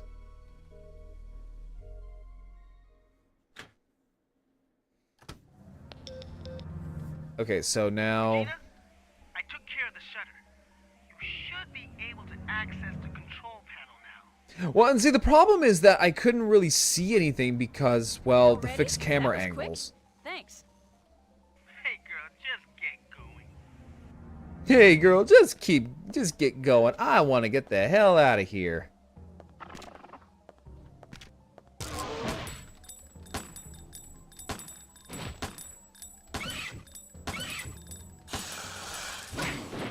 Ow. Get...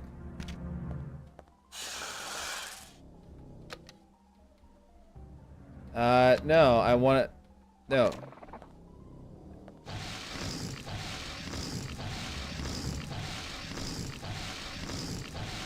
Let go, please.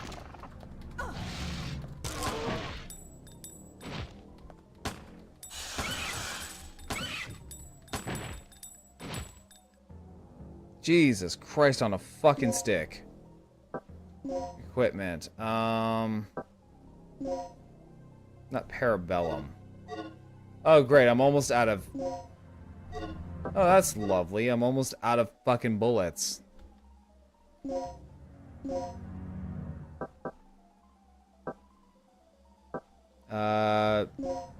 Yes.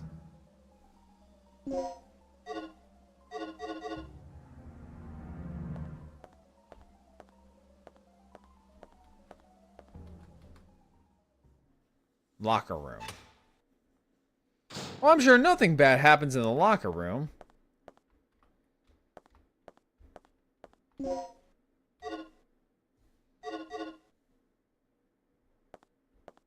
Oh. Oh, I'm bleeding.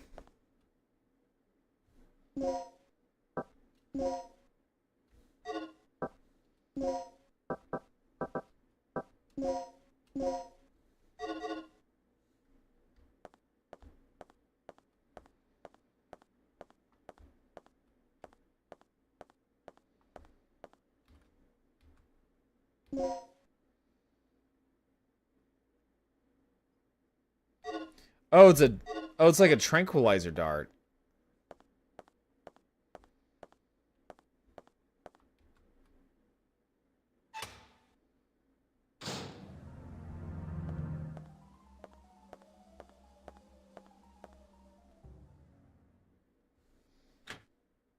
Okay.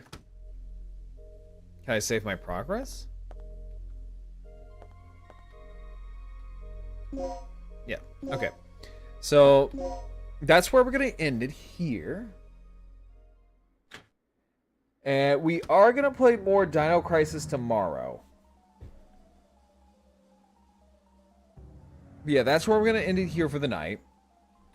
But, yeah, no, this was fun. I am getting to relive my childhood with Dino Crisis. Because So, growing up, I had a friend who had a PlayStation. And he had Dino Crisis. And I would remember we would stay up for hours and hours and hours and hours and hours and hours on end, right? And we would play Dino Crisis. Or no, I would watch him play Dino Crisis.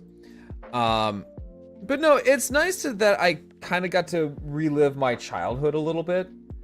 Because I do have a little bit of nostalgia to it. I don't think this thing really, I don't think this really, I